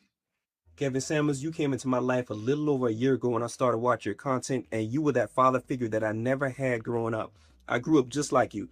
Single mother raised, middle-class household. Papa was a Rolling Stone. He wasn't really there. I had to learn a lot of things on my own, and come to find out I was so behind in life until I came into your content. You have taught me so much about adulthood, manhood, leveling up, high-value men, and listen, Kevin Samuels, I have leveled up so much in life to say I'm only 21 years old due to your content, due to everything that you have taught me. And I promise you, I will be a high-value man in years to come, thanks to you, the Godfather. Kevin, we love you. I love you. And everything that you have taught me, I will instill it into my children, my little cousins, and any young man that I see that needs help and guidance growing up. Kevin, I thank you because you instilled that into me, and I'm going to take that and instill it into someone else. Thank you. Love you, Kevin. One of the many messages I learned from Brother Kevin Samuels is to be the best version of yourself. If you know you got something going on, if you got issues that need to be addressed, get help, whether it be therapy or, and like in my case, I hired a life coach. I spent the money. I invested in myself. It's been a great help, and I wouldn't have never done that if I hadn't heard it from somebody who looked like me. I did have a father in my life, but he worked so much like many of our fathers that there was a void. Kevin filled that void. I'll be eternally grateful for Kevin Samuels, eternally grateful for the sacrifice that family gave, for giving him to us. And I just want to thank you all, say God bless, and just know that he meant a lot to a lot of us. And it was just a short time, but the lasting effects are going to be forever. Thank you so much. 43. Man, real mixed emotions right now. All I can say is greatest that did it. The first man that actually spoke what we men have been feeling, but didn't have the galls to say. He was the one that actually took it to that level, man. And he just didn't talk, you know what I mean? This is a subject Kevin studied, you know what I'm saying? Because I see a lot of people talking about, you know, his failed marriages and blase. And all I got to say to that man is, you know, look, the man studied the subject. The man said truth. It hurts. I'm one that I can definitely tell you, truth hurts. But all I'm going to say is definitely going to be missed, brother. Rest easy. See you next life cycle. Hello, how you doing? My name is Mark. This is my wife, Liz. And we're making this video especially for Kevin's mom, daughter, friends, and all the people who had the opportunity to be blessed with his presence. Over the years, I've watched Kevin, and Kevin has motivated me and given me a courage to quit my job 3 years ago, started my own business, and making sick of us. He also have my how to be more feminine and inspirational to their husband. One of the biggest things we learned from it, though, is how much when we're apart, the impact that it has to our community. So I will tell you this. I will be doing my part to make sure that Kevin Samuels' name lives on and his work lives on. So if you think it's over, oh no, we're just getting started. Peace out. Kevin Holmes here from Minneapolis, Minnesota. For the past year, Kevin Samuels taught me more masculine common core values to have as a man than my poor single mother ever could teach me. I didn't have a father growing up. Oh, I don't mean to interrupt you. I didn't know that white women was poor single mothers like that. I'm sorry. I'm gonna get back to letting them talk. Shout out to you, baby. Shout out to you. Keep up doing what you're doing. I'm gonna let you get back to where you had a poor white single mother. Damn. Anyway, learning a lot. Y'all, if you learn something, I should learn something. Let's get back to it. Go ahead, sir. When I was in first grade, due to him being an alcoholic, I didn't have any brothers or many other people I could go to and talk about things that Kevin Samuels explained to me clearly. His brilliance didn't just relate and have an impact on the Black community, but to all communities. It's disappointing that Kevin's candidness was interpreted as misogyny and hate when it was his attempt to bridge back together long-lasting, loving, and trusting relationships that today's society has seemed to forget what it takes to maintain. Kevin Samuels has left an everlasting impact on my life. I just wanted to give a couple of words about how Kevin helped me with some of his insights. He did a stream earlier this year where he was talking to men, and he was talking to a guy who was 33 years old, and he was saying that he wanted to know how to get women in his life and how he could eventually find a wife. And he kept stressing to the guy, well, you're 33, you don't really have your money up like that, so no women are going to really want you. You got to get your life in order before you can expect to bring women in. And that really hit me because I think I'm doing pretty well at the age that I'm at, but I'd always be doing better. And it really caused me to look at where I'm at and make a commitment to double down on the efforts I was putting in. And as a result of that, I've been making between $5,000 to $6,000 for the last 4 months, solely because I really got on my grind. I looked at what I could be doing better, and I put it to work. And it's not that I wasn't on my grind before, but Kevin really had a lot of good messages out there, both for women and men, but specifically for men, on how you need to show up as a man in your life in order to get the results that you want, get the women you want, and get the kind of money that you need to really live that successful lifestyle. And I wish there was going to be more content of his putting out, but he's got such a big catalog of stuff that is going to be immensely helpful for any guy that wants to check through and watch it. So much respect to him, much respect to the message you put out there. And I hope guys that are just coming to his content, don't listen to everybody out there saying, oh my God, he said all this stuff. Really listen to the messages, see what he was really passionate about, and follow that. And you'll be well on your way to being as successful as he was. Rest in peace. My name is Durwood. This is Leticia. And we'd like to share our story of how Kevin Samuels has helped our relationship and help us to start a family. We use a lot of his content that he created to have discussions. Every time he would go live, we would watch the videos, and she'd come and she'd ask questions and try to get my perspective on things. Some things I agreed with Kevin with, other things I didn't. But we never got into arguments or fights or anything about the subject matter. If anything, it made us come closer together, and it helped both of us to realize that there was more that I needed to be doing as a man. Like he said, put in your hours, always constantly trying to improve. And I'm sure for her, it helped her to understand men more than what she had previously known. And I can't thank the work that he did enough, because it created a bond, well, it helped create a bond between both of us that I don't think will ever be broken. And every single day, we continue to just love each other and to help build each other up. Every day isn't going to be perfect, because also, like Kevin said, love isn't the basis of a relationship. It's about duty. And my duty is my purpose.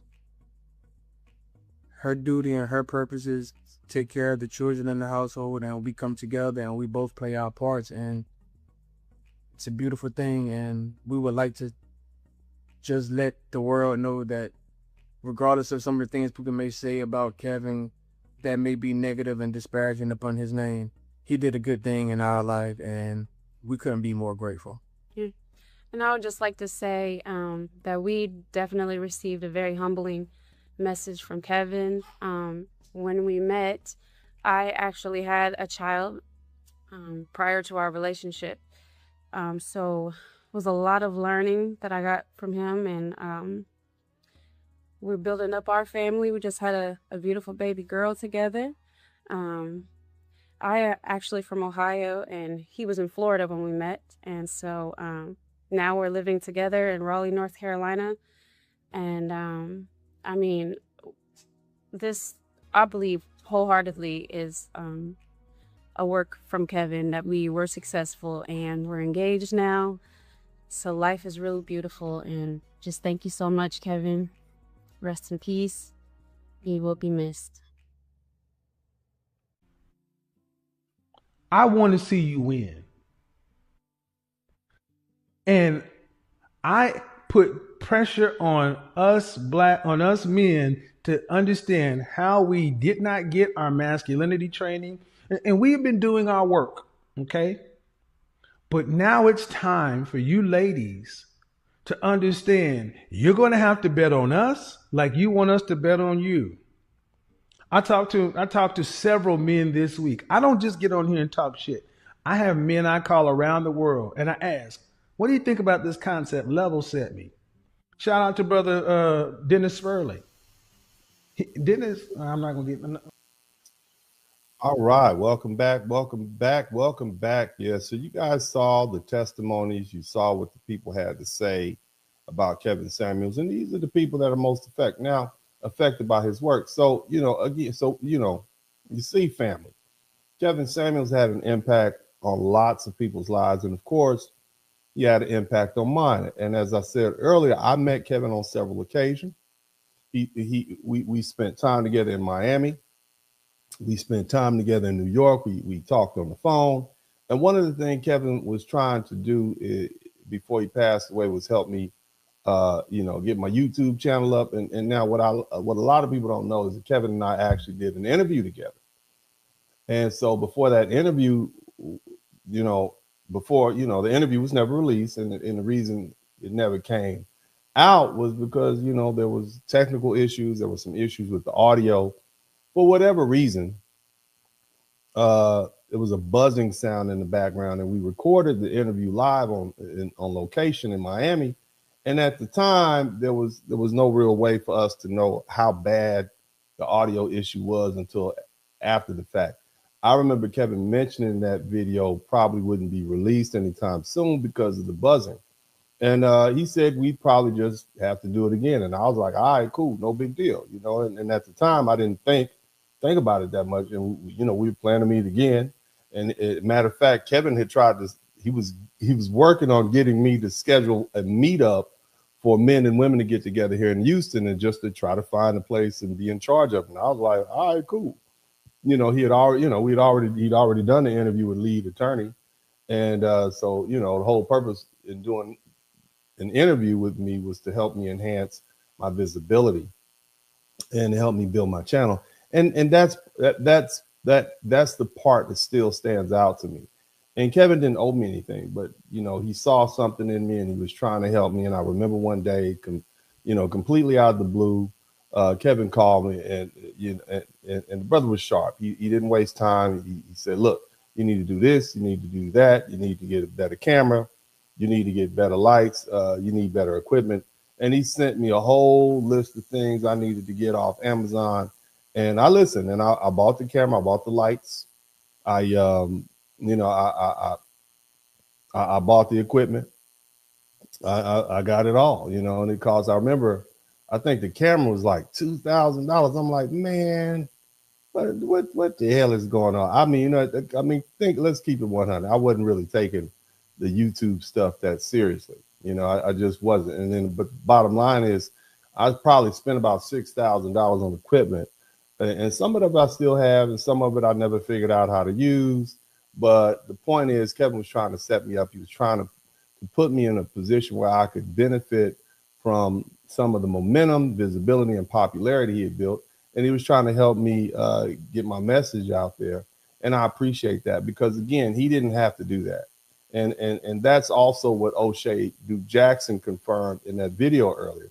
Kevin was trying to help me, and he was trying to put me on. And the crazy thing is, I didn't even fully understand the extent of that plan until after Kevin passed away. That this was not my plan, and I didn't plan to be sitting here years later introducing what may be the last unreleased Kevin Samuels interview. Okay, I mean, I think the only way you can see it is behind a paywall. I didn't plan for the interview to disappear because of an audio issue, and I didn't plan for Kevin to pass before he could redo it.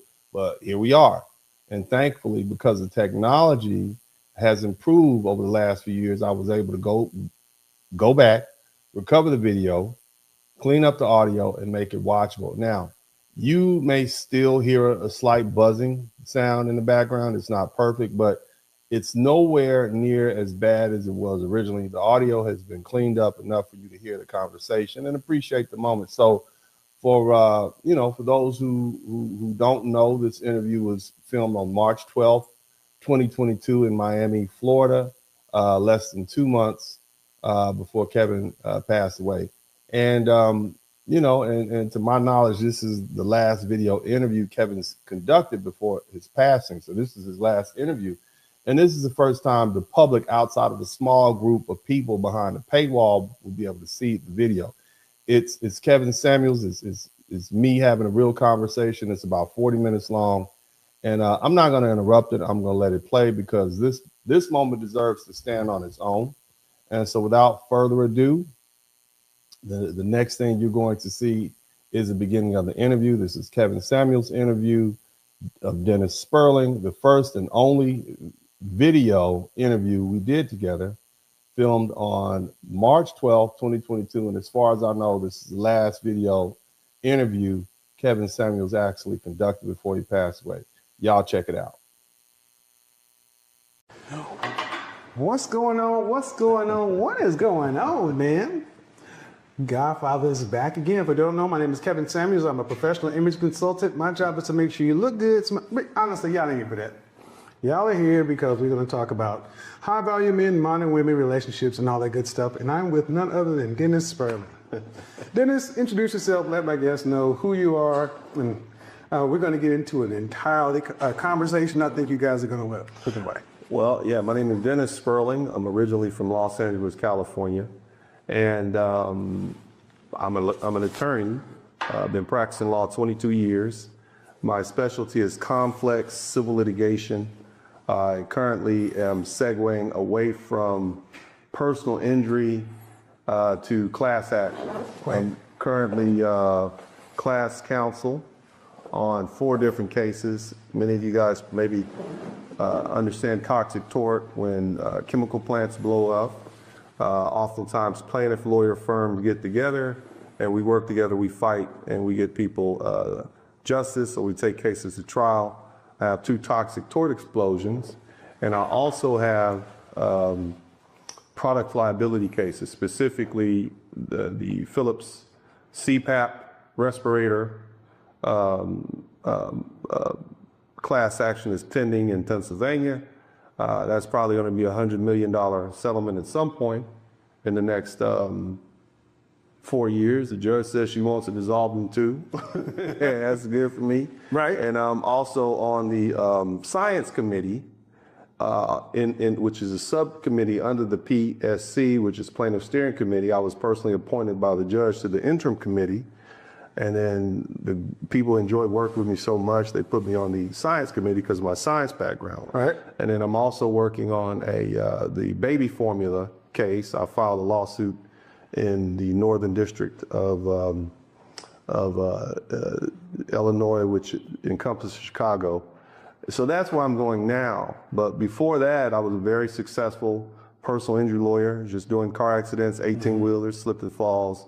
I've been doing that 22 years, graduated from Tulane Law with my LLM in environmental law, Southern University, HBCU grad, and also Grambling State University, where I got my degree in biology. But before that, I was just a young guy growing up in South Central LA.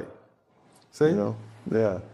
The funny thing is, we all get to where we are, but we all seem to come from, you come from South Central LA, I come from Oklahoma City. We didn't have projects in Oklahoma, not like that. Yeah. So here's the thing. I became popular on YouTube and social media with the whole average at best video, and then talking about this whole concept of a high value man. Not my concept, but one of the things I wanted to do is start to highlight more men that are actually out here getting it done in business, in a professional life, family, because we are having, especially in the Black community, our relationships are in jeopardy. Yeah. In trouble. And we could spend a lot of time talking about, high value this. If you guys are familiar with that concept, I'll put a little blanket disclaimer down at the bottom.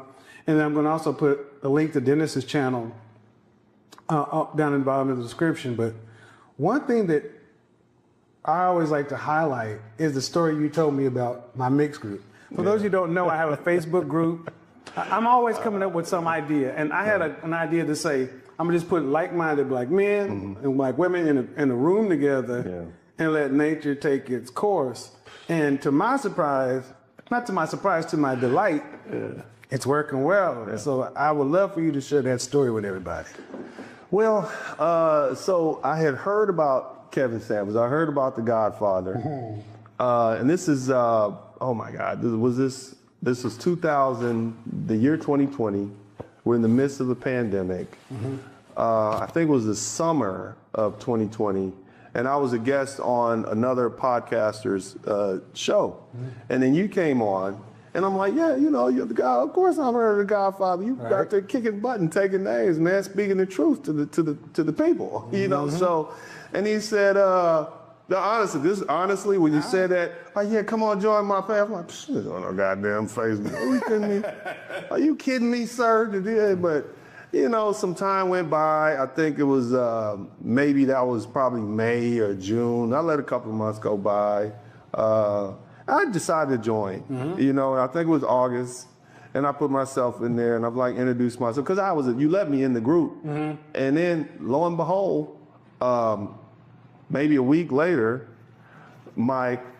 at this time, fiance, at that time, just a lady from the internet, she hit me up, and shoot that shot, ladies. Shoot it. I want everybody to know. She basically said hello, but then I did slide into the deal. I slid into the deal, man. I picked that term. Hey. She hit the hey big head. She dropped a handkerchief. Look, did. folks, and this is what I want people to hear is like Facebook. Facebook is not one of the most friendly places for a lot of guys, especially talking about the stuff we talk about. But in that group, my intention was just to honestly say, I grew up with, scrubs and ain't nothing going on but the rent. And even though I'm divorced twice, I refuse to believe that Black America is irreparably broken. I refuse to believe it. No. And I just said, you know what, instead of listening to what everybody else said, let's just see what would happen. And my determination was to get men in there. And I do ask some basic questions, age, marital status, what do you want for a relationship? I go look at your LinkedIn page. I go verify that you deserve to be in there talking shit. And then also verify that the women are of a kind and caliber and quality that men are going to want to actually get out and kind of do what they need to do for. And it's amazing. The men have sorted themselves. The women have sorted themselves. They're having brunches and teas and the networking. And my thing was like, I'm not a matchmaker. And this was just something I decided to do. And I just pushed it. What would happen if we really decided to put something behind it? And, when you shared that story with me, because, you were out of here. I was done. If you look at my Instagram page for the past 10 years, I'm the dude with the villa full of women in the pool. Right. I'm the dude with the 65 Cadillac on 20 and the cherry red lowrider riding down the street with my switches. Literally. I have commercials with my kids. I know. And so, I was a rogue. And see what happened, Kevin, and I'm gonna get a little into it. I got divorced and I became so, I guess, disinterested in the idea of marriage because it was like BS. Like, this is what marriage is supposed to be like. I'm not trying to get married. Are you kidding? You're successful, we ain't supposed to be divorced. That ain't what's supposed to happen with it. Right. If I have everything I'm supposed to have on paper, if I've done everything you say, society has promised me, if I do A, B, and C, everything will be all right. It didn't work like that. And here's the secret. What I found out is something that, and I know the ladies are gonna hate, but it's not the men's fault. Because I've surveyed men in other countries and I see how horrible they can be, okay? And those women love those men's dirty draws. And I'm not half as bad as any of those guys. I got a taxi driver that gets more respect from his family than I did from my family. And that's not talking about ex-wife, I'm talking about mama, auntie, whoever, community. So, I knew then, this is a sham. And I was like, why would I get married again, especially in this country? So I was cool with just being single. I was gonna wait till my kids graduated from high school, put them all through college, and I was gone. So, but here I am in Kevin Samuels, the mix, and this beautiful young lady hit me up. Next thing I know, I'm flying to Massachusetts, and yeah, man. What's so funny is that I would check in on the mix and I'm looking at because I go and vet the post and scrubbing the environment to make sure we having the same conversation. And I look up and next thing you know, I'm like, congratulations, so-and-so, like relationship. I'm like, what is going on over here? So, and the funny thing is, neither of the two people are located, this has happened many times in this group. Neither of the people in the same city, never in the same network, wouldn't have met each other, but just happened to be in one place where they had a general baseline of trust with one person to at least just put themselves into a Facebook group, and life happens. So how has your life changed, improved, evolved? Because I know you, first off, I'm glad you went into the background. So y'all understand the brother is successful. money, you know, successful, sons are doing incredible. Yeah. And like most of us, you know, we were supposed to have a different outcome, but it didn't work out that way. And the ability to just try something else again, how things changed since then? Well, I mean, things have changed tremendously. I'm a lot more family oriented, which was always my dream. All I've ever wanted to be was a good father and a good husband. That's all that I've ever wanted was to just. Ain't that it? That's it. Because I'm the father to my sons that I wish I had, and I'm not, and I have no ill will towards my adopted father or any of the men that influenced me, but they weren't the father to me that I am to my sons. But I didn't have, in my opinion, and I'll accept my fault. You know, I was young when I got together with my ex-wife. I was only 29 when we met. I'm only 2 years out of law school. So, I mean, I really didn't know enough about lotties. You know, and that's why I tell young brothers, man, just wait, get a little life under your belt. But, you know, I had everything, man. Whatever came at me, I dealt with it. Right. You know, Hurricane Katrina hit. I lost everything. Right. I had to move to Houston. I rebuilt my law firm from the ground up. You know, I haven't made less than $1 million since maybe 2012, you know? And so I've been good. But what I never had was that relationship. So now, and I don't want to butcher your acronym, fit, feminine, and friendly. Yeah. I have that. You know, I think men should be confident, intelligent, and assertive. That's CIA. Then women should be feminine, beautiful, inspirational. Okay. And a subset of that is fit, feminine, and friendly. Right. And see, I think one thing that I was sharing that I just had this brother online apologize to me. This dude's I won't get it wrong, but he's in the streets. Yeah, I know you're talking about. And he's like, man, that little clip where I said we ain't partners, that you belong to me, the kids belong to you, I belong to God, we report up.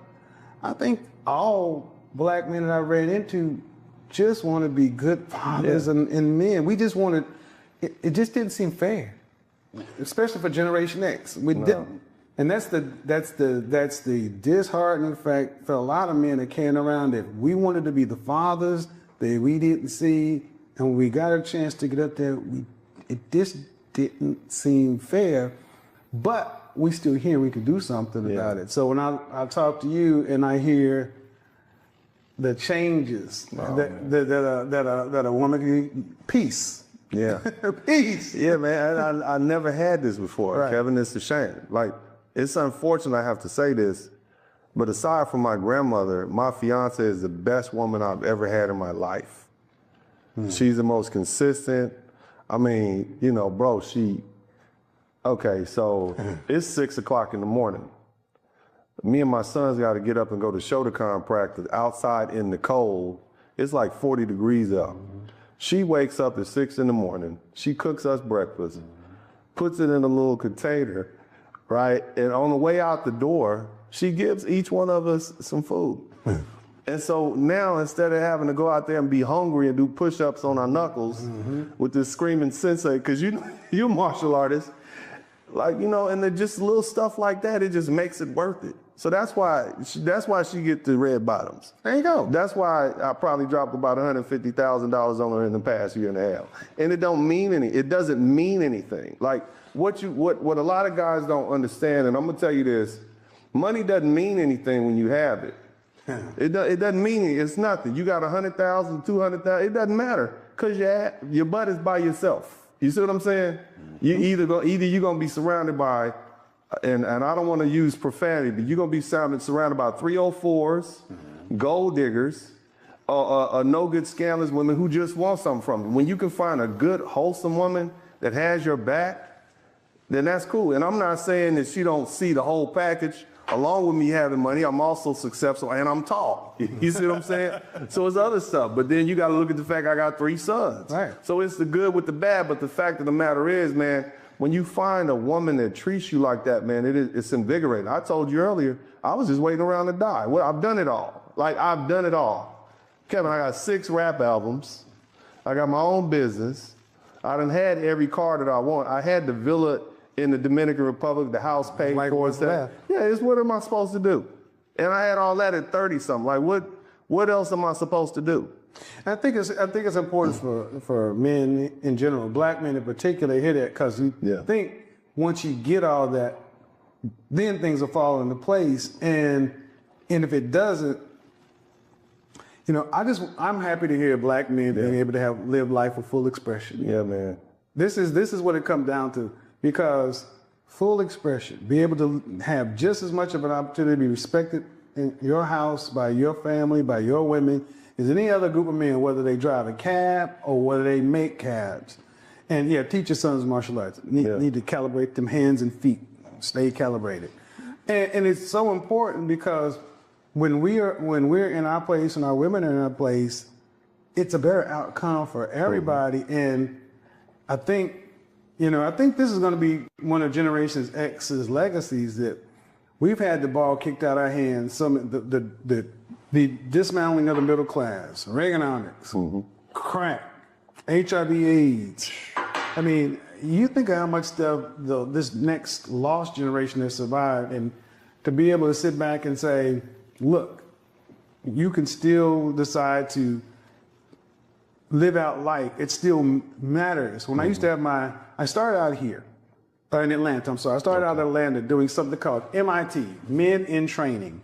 And the first thing I would do is I'd take brothers down to one of the largest buildings in downtown. I rent out the boardroom and make sure we all came in with suits and everything else. And oftentimes, this is a lot of brothers' first time being here. You, not for me. Right.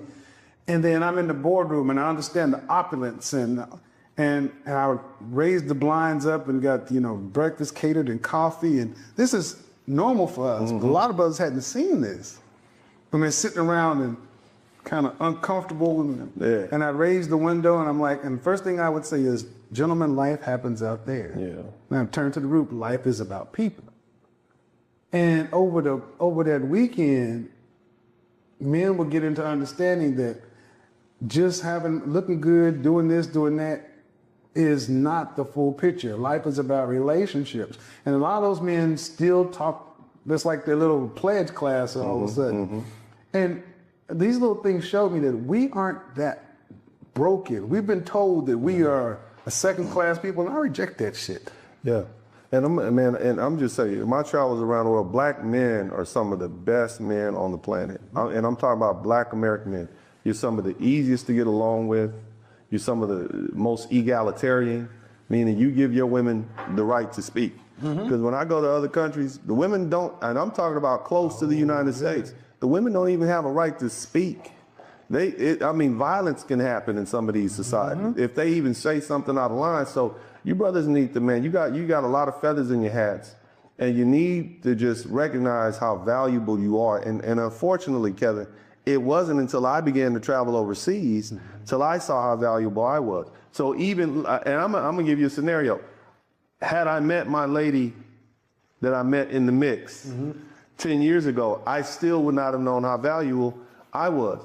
Part of what you do is tell us what a high value man is. So when I really start listening, I'm like, yeah, I got money, okay, but I also have I got groups of people that know me, that respect me. Okay, yeah, I mean, it's a lot. I know you have another component to it, but it's like I fit all that, like, oh, I'm one of those guys. Because who knew?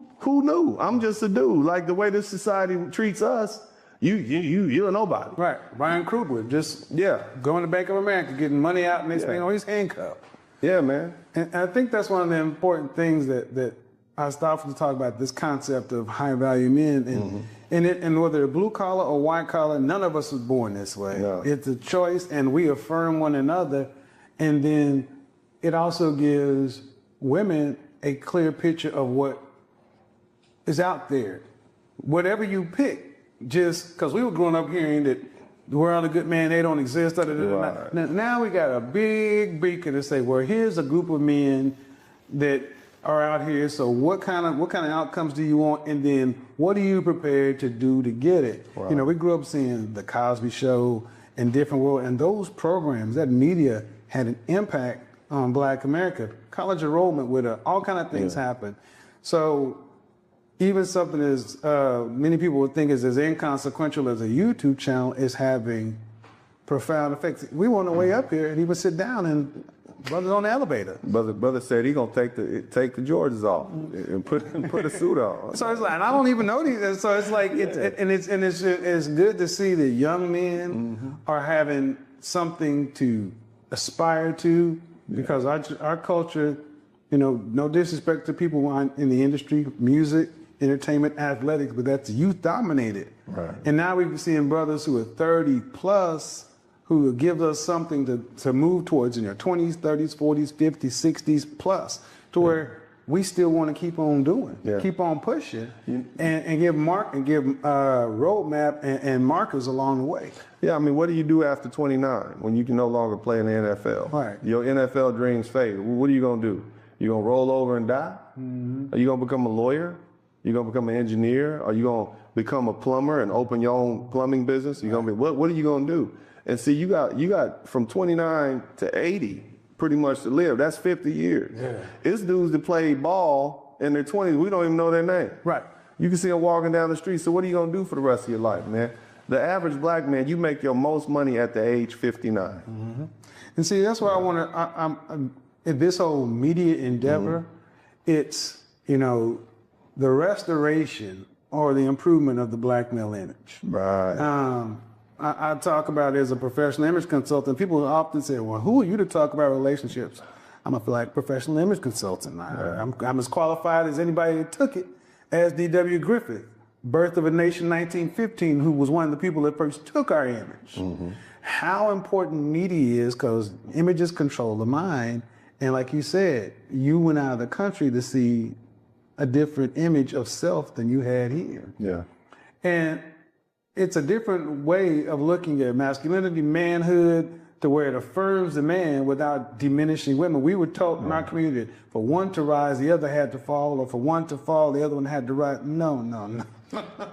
Every other group can do what they do out there. The women can go to school and men can go, but we can still work together if we choose to and have the outcomes they want. And that's what I'm happy to start seeing more of. There's some hope now, man. Yeah. I'm starting to see young men who are saying, you know what, even though they may not know how to say it, one dude was like, you be sliding. I don't know what the hell he was talking about, but I do know how, the look of admiration is in his eyes. Right. And I'm like, that's good, because I used to look at men older than me as something that I admire too. Yeah. You know, my standard is still my grandfather, a man with a 4th grade education, but those men were me. Yeah. And we still have time to put our stamp on what manhood is to the world in general and to the black community in particular. So I'm excited. Me too. You mentioned something, and I gave this a certain degree of thought, and it has to do with Generation X, and it also has to do with that state down with the people, and the black woman is queen goddess, even if she was a black queen, right? A black crack fiend, she's still a black queen. When you have this confluence of what I call female worship, and then you got young black men who don't have their fathers in their home, what you have is a group of young men who grow up to think any woman will do. Every woman is good enough. All I got to do is just put my hand in that barrel and pull out one of these queen mother goddesses, because all of them are perfect. Right. And that's not what you get. You have to pick your woman and be wise about it. I think what you're doing, and well, I'm absolutely certain, what you're doing is you're giving men objective criteria that they can look at to say, this is the type of woman you want to be with. And you're giving women objective criteria they can look at. It's not, oh, I'm going to support him emotionally. No, baby, you 352 pounds. And you have 7 children by 7 different men. That's too much for me to support. Right.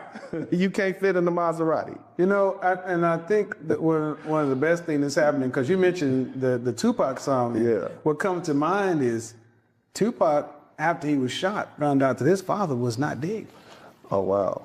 Tupac's biological father was alive his entire life, and after he was shot, Tupac's father showed up to the hospital, and his people and his mother had to say, no, that's him. And Tupac had to come to grips with that knowledge after almost losing his life. And there's an interview with him walking down Santa Monica Pier or something, being interviewed by MTV, this white reporter, and he had just found out about it. But he had said all those words, "You're a black queen," and my father, he took the back way, he didn't care, and found out none of that was true. Kanye West. Yeah. Kanye West is on record for saying, you know, he loved, everybody know Kanye loved his mother. Yeah. But Kanye is, you know, now he's a married man, a billionaire, and he's having issues now, and now he's saying some of the same things a lot of us are saying, and he's come to the realization that my mother took me away from my best friend, which is my father. My God, bro. So hold on. You hit too close to home, man. So I have a very similar story. I just found my biological father 10 years ago. Right. And man, so my whole life, well, up until the age of 10, I was told that who I thought was my biological father. Right. At that point, I was told he wasn't. And so that just shook my world because I had been dealing with some issues in this household. And then I started thinking, is the reason I get treated different because that's not my real dad and I didn't know it? And then I started growing up and saying, this man who I'm named after and this woman who gave birth to me, it's like they lied to me. And so, you know, I had a really violent upbringing. And then I was violent and I was angry. And in South Central LA, I'm gonna tell you now, man, I'm supposed to be somewhere locked up. Right. You know, I'm supposed to be 6 feet deep. I'm supposed to be locked up, but it's by the grace of God. I thank God for my grandmother, my cousin Shametta, Melanie, as she calls herself on the internet, you know, for being in my corner all these years. You know what I'm saying? And I mean, no disrespect to my mom. She was a great coach, but she wasn't ready to be a mom. And then on top of that, all of them, because I found out a lot of my different family members knew that the man who they would call my father wasn't. And that was embarrassing. I'm a whole grown lawyer out here. I got this name. You know what I'm saying? I'm thinking this is my dad, and it's not. And see, the thing is, Kevin, man, a lot of women, they don't realize what that does to their sons. And then now you got a lot of young black men who are angry because they found out the truth about female nature at 30, at 40 years old. And they seeing now what they didn't see when they were little boys. Let me tell you something. Yeah. That they don't, and women take that as we're you know, attacking them, but it's like you don't understand how much a father's presence and his absence impacts our vision of who we're supposed to be. Yeah. And I don't want to go too deep into my personal life, but a woman that I was with seriously, you know, she had one idea about her father her entire life, and you know, how much of the story I want to share. She turns out to find out that he had been trying to be in her life the entire time, and got a family out, you know, waiting and trying to fill your absence, but because technology, this, that, and it's like, round it all back to Tupac, you know, I could only imagine the turmoil when he was on that pier, knowing he had made this song that still gets played on my Mother's Day every day, and how many people still are coming to the knowledge that that wasn't true. Right, man. And you know, the reason I know it's a problem out there, because it's a lot of young men that run up on me, and even on my comments on my Facebook and YouTube page, they're like, man, I wish I had a dad like you. I wish we had and all I'm doing is just being involved with my kids. Now, the crazy thing is, Kevin, up until a month ago, I've only been able to see my kids or have them 6 nights a month for the past 10 years. But what I did, because, you know, what I had to do is I had to say, well, let me enroll them in karate. Let me enroll them in jiu-jitsu. Let me do this. Let me take them to dance class. So that what that did is allow me to rush home from the office, pick them up at 5 or pick them up from school. We got a 30-minute ride to where we're going. I get to watch them do whatever they do for an hour, and I take them, drop them off at their mama's house. And so what that did was, man, so it took me a lot of money, a lot of time, a lot of energy. I had to put my social life on hold. Right. A real social life. Right. I mean, you know, I can hang with the brothers and the fellas a little bit, but for the most part, I couldn't really date because I was focused on my kids. And so, but it's unfair. Now, thank God, after a 2-year custody battle, I'm able to get him 12 nights a month, which is just fantastic. But I think, man, we have and it's not the men's fault.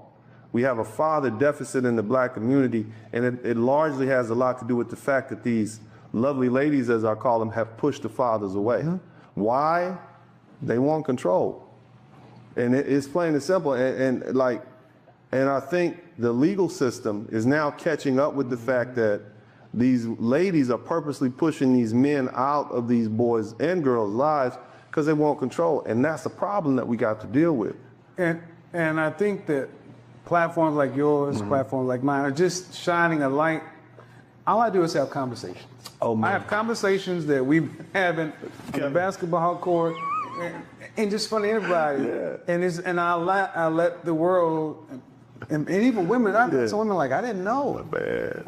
Kevin, you flip the light on and the roaches scatter. That's what you that type of light. You're like, oh damn, he didn't know that. Oh my God, bro, I'm trying to tell you, bro. The first time I was like, oh, that's why people love it, because you're saying things that everybody else wanted to say but didn't think they could say because they were afraid of getting canceled by the lovely ladies. And so you took that. And see, the thing is, man, I appreciate you because you had courage to step out there and say stuff that nobody wanted to say. Man. You know the sisters is canceling everybody, and you stepped out there with your tie on and your handkerchief. No, you are average at best, and you need to deal with that. You see what I mean? Stop looking for and like, brother, courage. That's why people like me support you, because you're courageous. You got all these people out here, they so big and they so bad, right? Even even the doggone former president is a sycophant when it comes to the lovely ladies. But you stood up there and spoke, man, and then you should, and that's why you're succeeding now. You did something that everybody else was too afraid to do, and you're being rewarded. The Bible talks about that. I know you was a former son. You know about courage, and that's what you did. Let me get down off my. Well, amen. And I think what's funny is it was when that video went viral. You know, as somebody who studies media. There's virality and there's mega viral. Yeah. That was a whole nother level to where I was here in Miami when that happened, and there was conversation, Love Jones lock-ins that weekend, countrywide. This stuff is all around the world now, and the point to where women came over to see what the buzz was because they want to see what's happening, and men felt liberated. But now the funny thing is, now there are a lot of women who, like, the first time didn't like you or didn't go in here, but now start listening, and now I'm a better woman, I'm a better mother, I'm a better this, and what it does is we're starting to have a more rounded conversation. We've gone through this part, and it's still gonna happen, but it's not just this for this sake, it's the next phase. All right, then what do we do once we finally had this conversation? Can we have relationships, marriages, families, like we did prior to the 65? Are we just irreparable? And now we're starting to see, I'm starting to get more women come up on my platform talk about, because of you, I snatched the ring and this and that. And more brothers, and behind that is a happy black man. Which is, I'm like, that was the goal anyway. And what does that do? Now it gives us the ability to build communities, business, economic base, power to be respected in our communities on a global stage, to where when you become economic power, people want to keep you around. They don't want to exterminate you quite that quick. So this is a good thing. And I'm glad we were able to sit down and have these conversations. And I'm looking forward to having more and more and more of these things, because I said it last year, it ain't about me. I want to bring more folks onto the platform to start to see what's possible. Anything you want to bring up? I think we'll keep her. My fiance is applying to law school. Oh yeah. I think you must rent space in my head, because she told me about 2 months ago. Yeah, high value men, they put their wives and fiancés to work at their office. I'm like, I didn't know that. I was playing this, but she's Ivy League educated. Her education costs more than all mine. But the bottom line is, she's going to law school, and she's now learning how to run my law office. So I don't have to do this 18-wheeler car accident stuff. I can focus on the class actions. You see? Yeah, man. So, that's one of the, and I think, like I said, when I did that, believe it or not, when I did that video on Instagram, I had black women high-fiving me. They're like, I hate you, but that's one video I support. Quit your full-time job, go work part-time for your man, or go work for your man, because, men of value, with the high value, and men of value provide women freedom. Yeah. Freedom to be women, freedom to live life, the choices regardless as to what you choose. So what I'm going to start doing is also, because there's so many people who can't sit in front of the camera, I talked to you about the focus groups to where people are kind of off the camera, the voices are still heard. So because, we took a risk flipping on this light. But I'm built for it, and you are too. So yeah, man. But I'm glad we were able to do this, man. Yeah, I'm glad. I'm glad people can hear the other side of the story, and I'm excited to see what's going to happen, because I want us to be able to have what I saw with my grandparents and the community before us. We deserve to be happy too. I agree, and I'm happy you are the flagship headed into the great blue beyond. All right. You know what I mean? And man, you're doing God's work.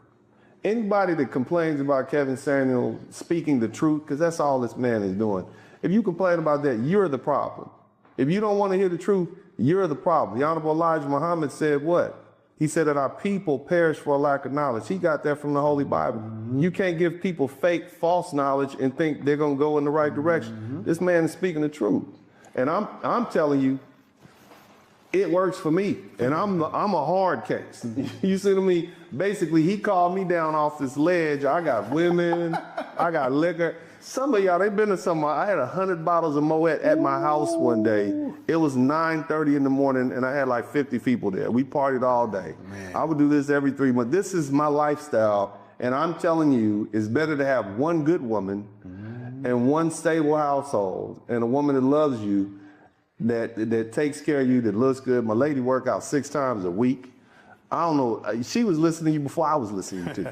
You see what I'm saying? And like whatever you've been telling her, keep telling her that, man. But anyway, yeah. The silent majority of men and women out there. I mean, you don't get, blessed with such a large following if people don't resonate. And I don't take that lightly. And raised the way I was raised, I always try to involve as many people as possible, because like I said, I think this is going to be part of our legacy. I think this is going to be part of our, when we've gone to dust, somebody's going to say, you know what?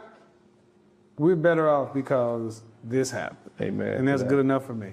Yes, Appreciate it, my friend. Well, yes, sir. Thank you very much. Yes, sir. Next time, people, we're out. All right. Oh, man. All right. Let me turn this down. Burning podcast, click your mouse pad, yeah, we out back, hit the like, hit subscribe, don't just hate watch, cause we outside, let them hate watch, go and play pop, we just lay back, he don't play that, we don't play back, we don't play back, we go way back, black men, yeah, we earn something, tune in, gotta learn something, Uncle D podcast, bump it, likes up, hit the sub button, black men, yeah, we earn something, tune in, gotta learn something, Uncle D podcast, bump it, likes up, hit the sub button. This is Dennis Burden Podcast. Don't just hate watch, hit subscribe and let them know we outside. Don't hold hate, donate, super chat, cash app, put something in the collection plate. Church.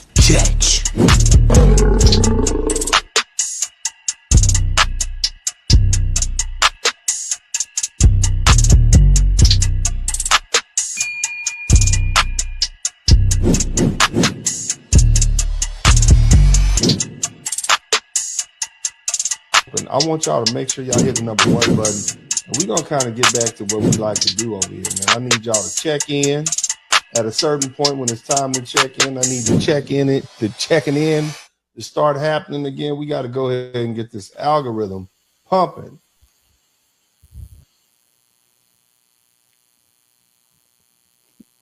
All right. You guys, man, y'all saw y'all saw the video.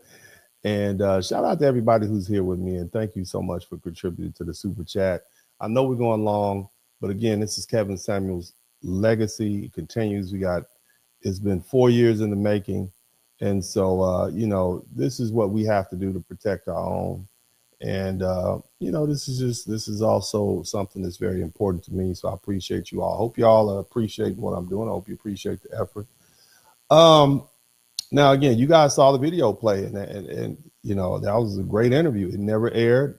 At the time, Kevin probably had over 1 million subscribers. I'm absolutely certain that folks would have been gravitating to my channel. But, you know, at the end of the day, I talk about politics. I talk about history. I'm not a relationship guy. There's plenty of folks on the internet that talk to you about relationships. That's just not what I do. The bottom line is, family, you know, you saw it play. Now, here's what you don't know. The crazy part at that time, okay, keep in mind, it was it was March 12th when we started. So that Saturday night. And I didn't even know Kevin Samuels' birthday was that night, officially starting at 12 o'clock. So we started filming it, you know, the interview on March 12th, 2022. My wife, who was my fiance at the time, had already made reservations for us to go eat at the Versace restaurant. Versace restaurant in, is that it? Did I get the name right? Versace restaurant. Oh, it's on Ocean Drive. And so after the interview, we went to dinner. You know, we ate, we hung out. By the time we finished, it was getting close to midnight. And at that point, I said, well, let's just go to the museum district, because my wife and I have been hanging out in Miami. And then, you know, then come to find out, Kevin said, oh, yeah, it's my birthday. And I'm like, oh, my God. So March 13, 2022 was Kevin Samuels' birthday. And now I don't know if y'all have figured this out yet, but Uncle D is about that party life. You understand me? I'm about that party life. And, you know, Uncle D is about, you know, I'm about doing what it do.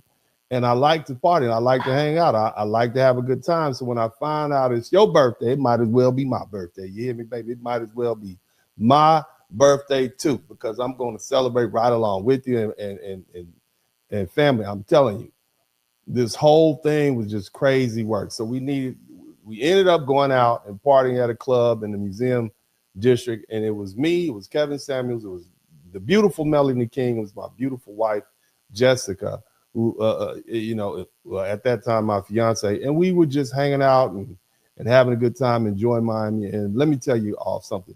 You had to see Melanie King in action, man. I remember we were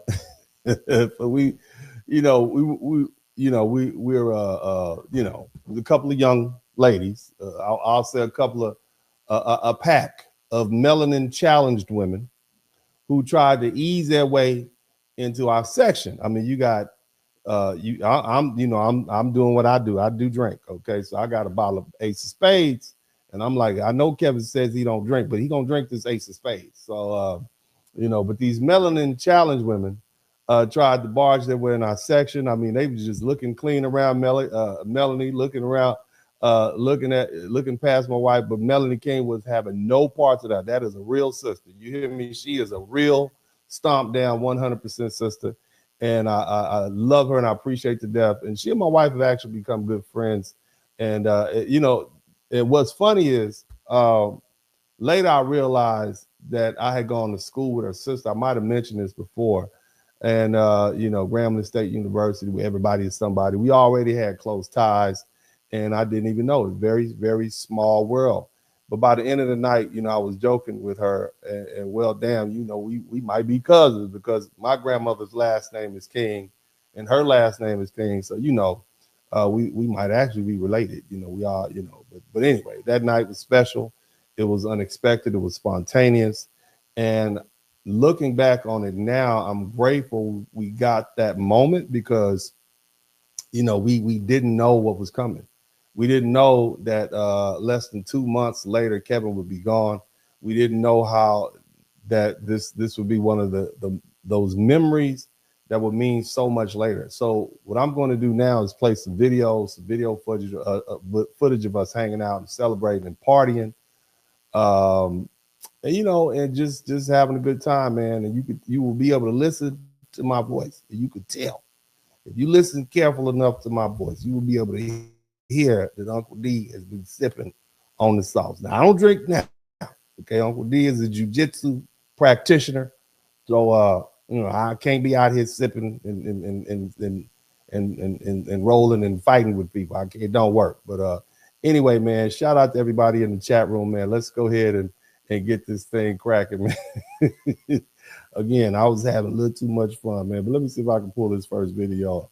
There we go. Boom.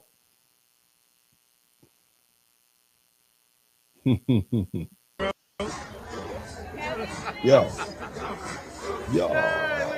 Happy birthday. And that's Melanie King. Look at that, man. So that's just, we were surrounded, man. It's like everybody knew who he was. People loved him, people appreciated him. And it was just cool, man. And just to see him, you all know him as this very formal guy, you know what I'm saying? And I think this is actually a little earlier at the table. This is we was like, man, we was just having a good time. So we might have had 2 birthday. I was telling everybody, it's his birthday. It's birthday. It's birthday, man. I think that's just dessert. I think, that's the Versace. I cannot believe it's the Versace restaurant. I think it's called Versace. That's me with the colorful shirt on. I'm in Miami. You see me with the colorful, saw my arm with the colorful shirt on right there, baby. Yeah, baby. The gentleman wants to order. Some more shots. Yeah. Are you gonna blow it out? Look at me, shot. I know. Can't even see me now. I'll take one. I'm thinking about one. See me. Couldn't really see me. But y'all saw my shirt though, right? Y'all saw my shirt. I was Miami ready. I was ready, baby. I was ready to hang out. I was player. I wasn't gonna have Kevin talking about me, man. But anyway, let's go ahead and keep looking at these little videos, man. Shout out to Melanie King. Y'all go over there and give us some love. Let me see. We just found out we cousins. I'm leaning. Uncle Dear, yeah, bang. Look at that boy. Look at me. I am leaning. Not because you light skinned, but then we got. I know y'all say we all look alike, but that ain't it. I done had too many shots. I'm so ashamed of me. I'm so ashamed of me right now. Sitting there with these beautiful, non-intoxicated people, and I'm sitting there drinking, okay, by myself. I don't do that no more. Okay, now I just drink a little water, see it's clear, nothing in there. Purifying my body after years and years of abuse. I'm cleaning out my system right now. If y'all know a good purge, let me know. I'll be more than happy to try it out for you. Okay, but that's Kevin Samuels. That's Kevin. His birthday. Like drunk. My favorite Beyonce. Look, like he know who he is. You drunk, sir? Hey, what's up, baby? Look, you know who he is. Everybody know who they are. You don't know who you are, sir. You are leaning. You are embarrassing. Trying to figure out, is it okay for us to turn Look at my eyeballs. Look at my eyeballs. I want you to see how red my eyeballs are. Look at that. It's embarrassing. We don't want to steady white people. Now I'm getting black folk. It's sad. That's sad out here. It's a shame to me. I should have never allowed.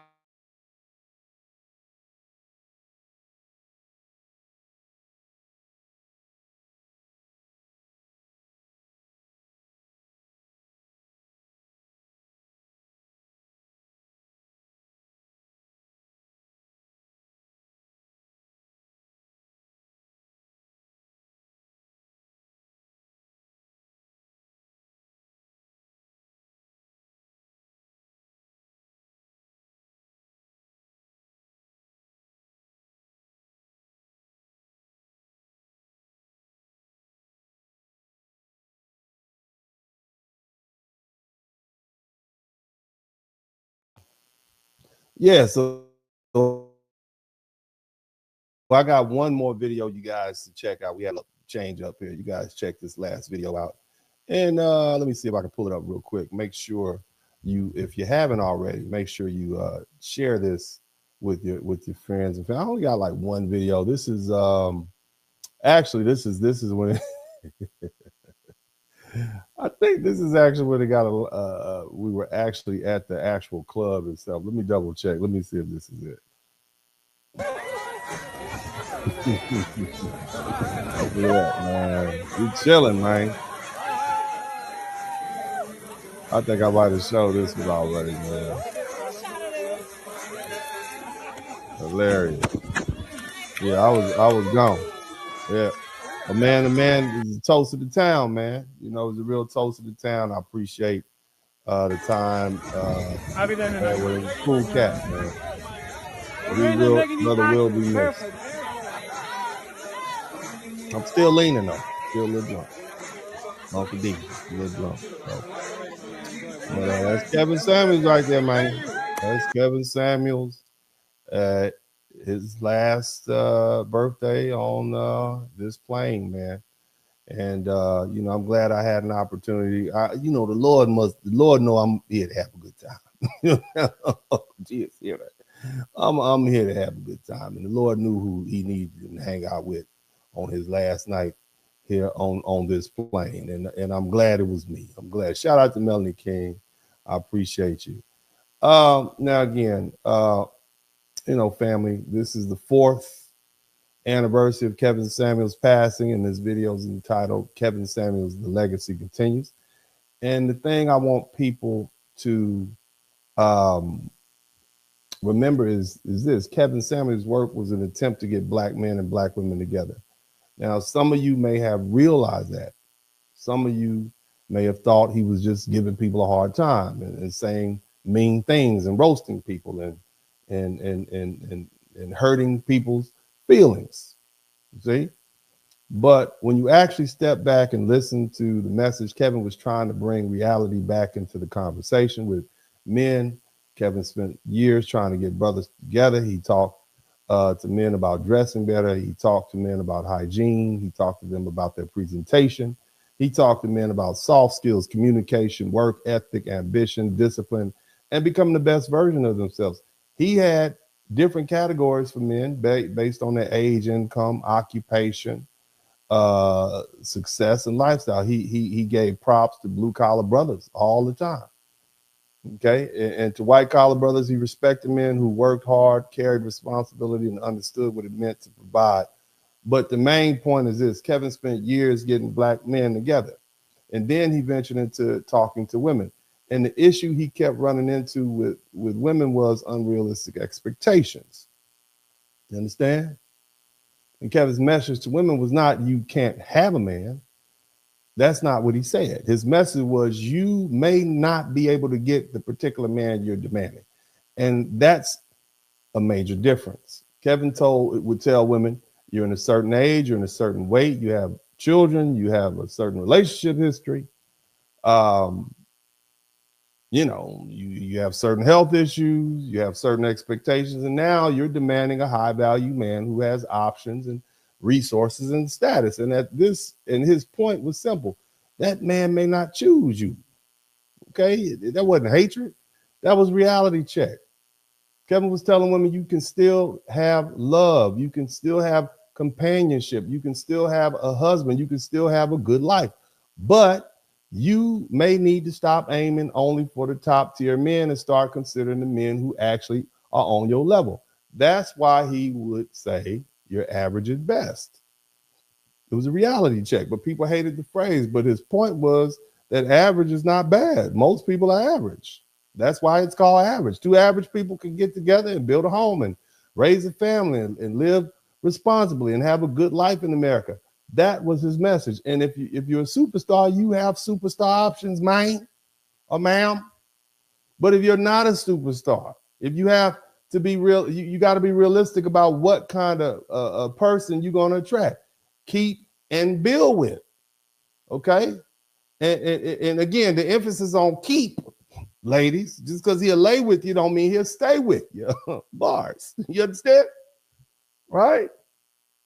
But that's a lot of, that's what a lot of people didn't want to hear. But the bottom line is Kevin was successful. You saw the testimonials. You heard from people who said Kevin changed their lives and changed their thinking and helped them improve and helped them get married and helped them take themselves seriously and help them see relationships more clearly. And Kevin Samuels personally affected my life too, because Kevin is one of the reasons I'm married today. And I've got some footage. I got some special footage. for you all to see, and this is actually footage from my wedding. So before I play it, I want to give a big shout out to Mrs. Sperling, and it happens to be her birthday today, and she is patiently waiting. Very highly educated woman, and I think maybe if she'll, ma'am, Mrs. Sperling, Mrs. Sperling, Mrs. Sperling. I don't know if she's gonna come over here, but I hear Buddy in the background. Let me see if I can get Mrs. Sperling to pop on over here real quick and see if I can get her to come over. I saw her looking good. She was looking really nice today. I'm gonna get, hey, Mrs. Sperling. Would you like to, beautiful, successful. She's an attorney herself. She's a beautiful woman from Massachusetts, and I'm grateful. Mrs. Sperling, would you like to introduce yourself? Okay, well, never mind. Thank you so much. But and here's the part people need to understand. Okay, Kevin Samuels made it a point in his private group, the mix, to give preference to Black women and women of African descent. He was intentional about that. He literally screened women. He told me he had women from every background trying to get into the space: Asian women, white women, Latino women, women from overseas, women from everywhere. But Kevin was trying to create a space where successful Black men and Black women could actually meet each other.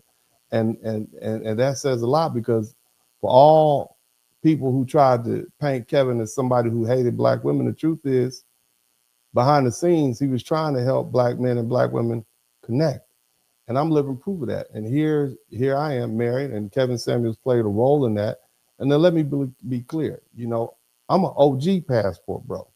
I had no intention on staying here. My plan was simple. I was going to wait until my middle son graduated from high school, and then I was going to get my villa together in the Dominican Republic and never come back. That was the plan. But Kevin Samuels is part of the reason I'm now happily married. I love my wife. Marrying her was one of the best decisions I've ever made. We plan to have at least 2 more children, and I wouldn't be where I am right now, at least not as happy and in a stable marriage, without Kevin Samuels' influence. And that's the part of his legacy, not the clips, not the controversy, not the insults, not the people who hated him. This: families, marriage, men improving, women being realistic, Black men, Black women coming together. That's part of Kevin Samuels' legacy. So what I want you all to do is check this out. This is footage from my wedding. This is Uncle D getting married. And when we play this, that's how we're going to close this show. And so I want to thank you all for the time you spent watching this broadcast. I appreciate you all. This is the Kevin Samuels legacy continues. And as I say at all times, man, I love you. But ain't time to go yet. Y'all check this out.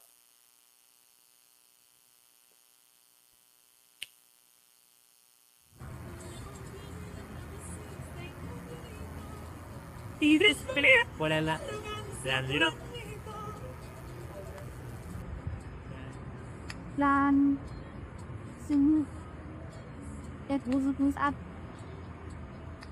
musical use sing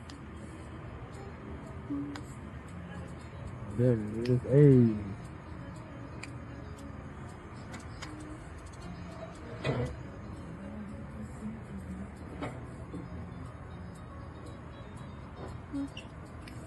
Mulano de tu amor y me sentí pensado. Thank you.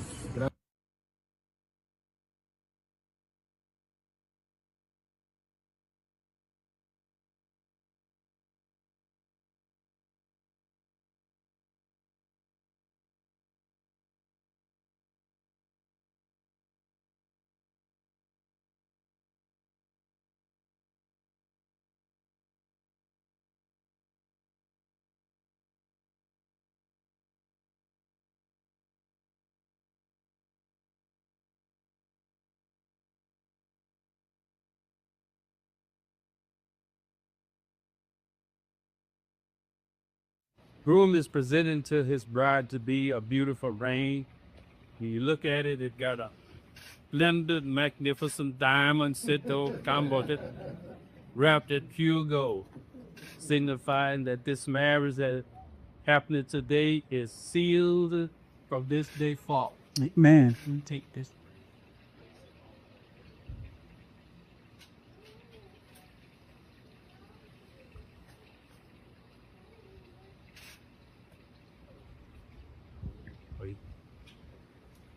Yeah. With this ring, I thee wed, with all my worldly goods, I thee endow. In the name of the Father, and of the Son, and of the Holy Ghost. Oh, I thee endow. All right, you go ahead. Bride is presented another pure gold ring to her husband. Take a look at his pure gold, rich and endowed. Amen.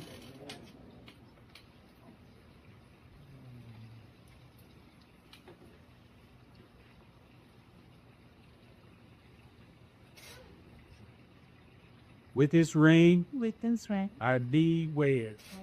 With all my worldly goods, I thee endow. In the name of the Father, and of the Son, and of the Holy Ghost. Amen. Ready? Easy. I'll take it. Oh. Let us pray. God our Father, we come once again in your presence to come as this young man and this young woman have pledged and given their vows one to each other and has presented grains one to each other. We pray your rich blessings upon this union that is being formed in the days. We pray, our Father, that you would shower your blessings upon them from this day forward. That you would bind that love towards each other and that love relationship with each other and that love relationship with the Lord Jesus Christ. We pray, our Father, that you would bless their footsteps, bless their effort, bless their endown, bless all that they put their hands to do. In the name of Jesus the Christ, we pray. Amen. Amen. For as Jessica and Ennis have considered together in holy wedlock, and has witnessed before God and this company, we have joined and given and pledged therefore each to the other, and have declared the same, and have given and received rain, and by joining of me, as the gospel minister of the Lord Jesus Christ, he gives me the authority to pronounce them husband and wife.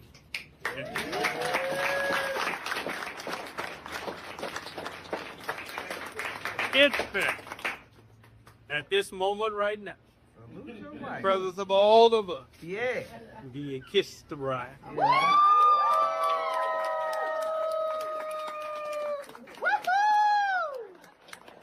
was married now. I was married. I want to present to you at this moment, Mr. and Mrs. Dennis Burke.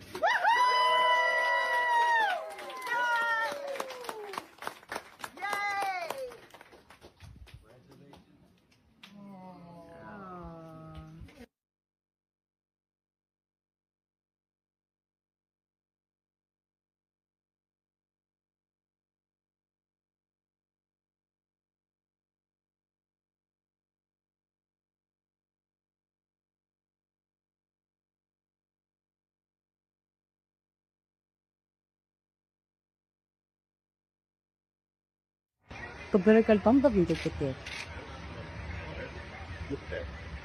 obvio también era si yo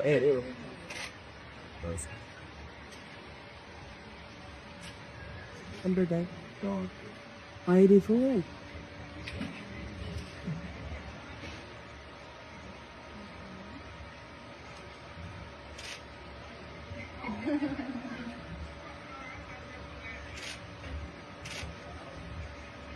Yeah, that's what you mean.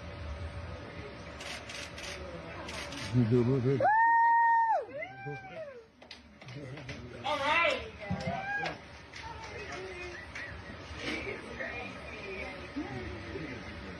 They want by the leg train.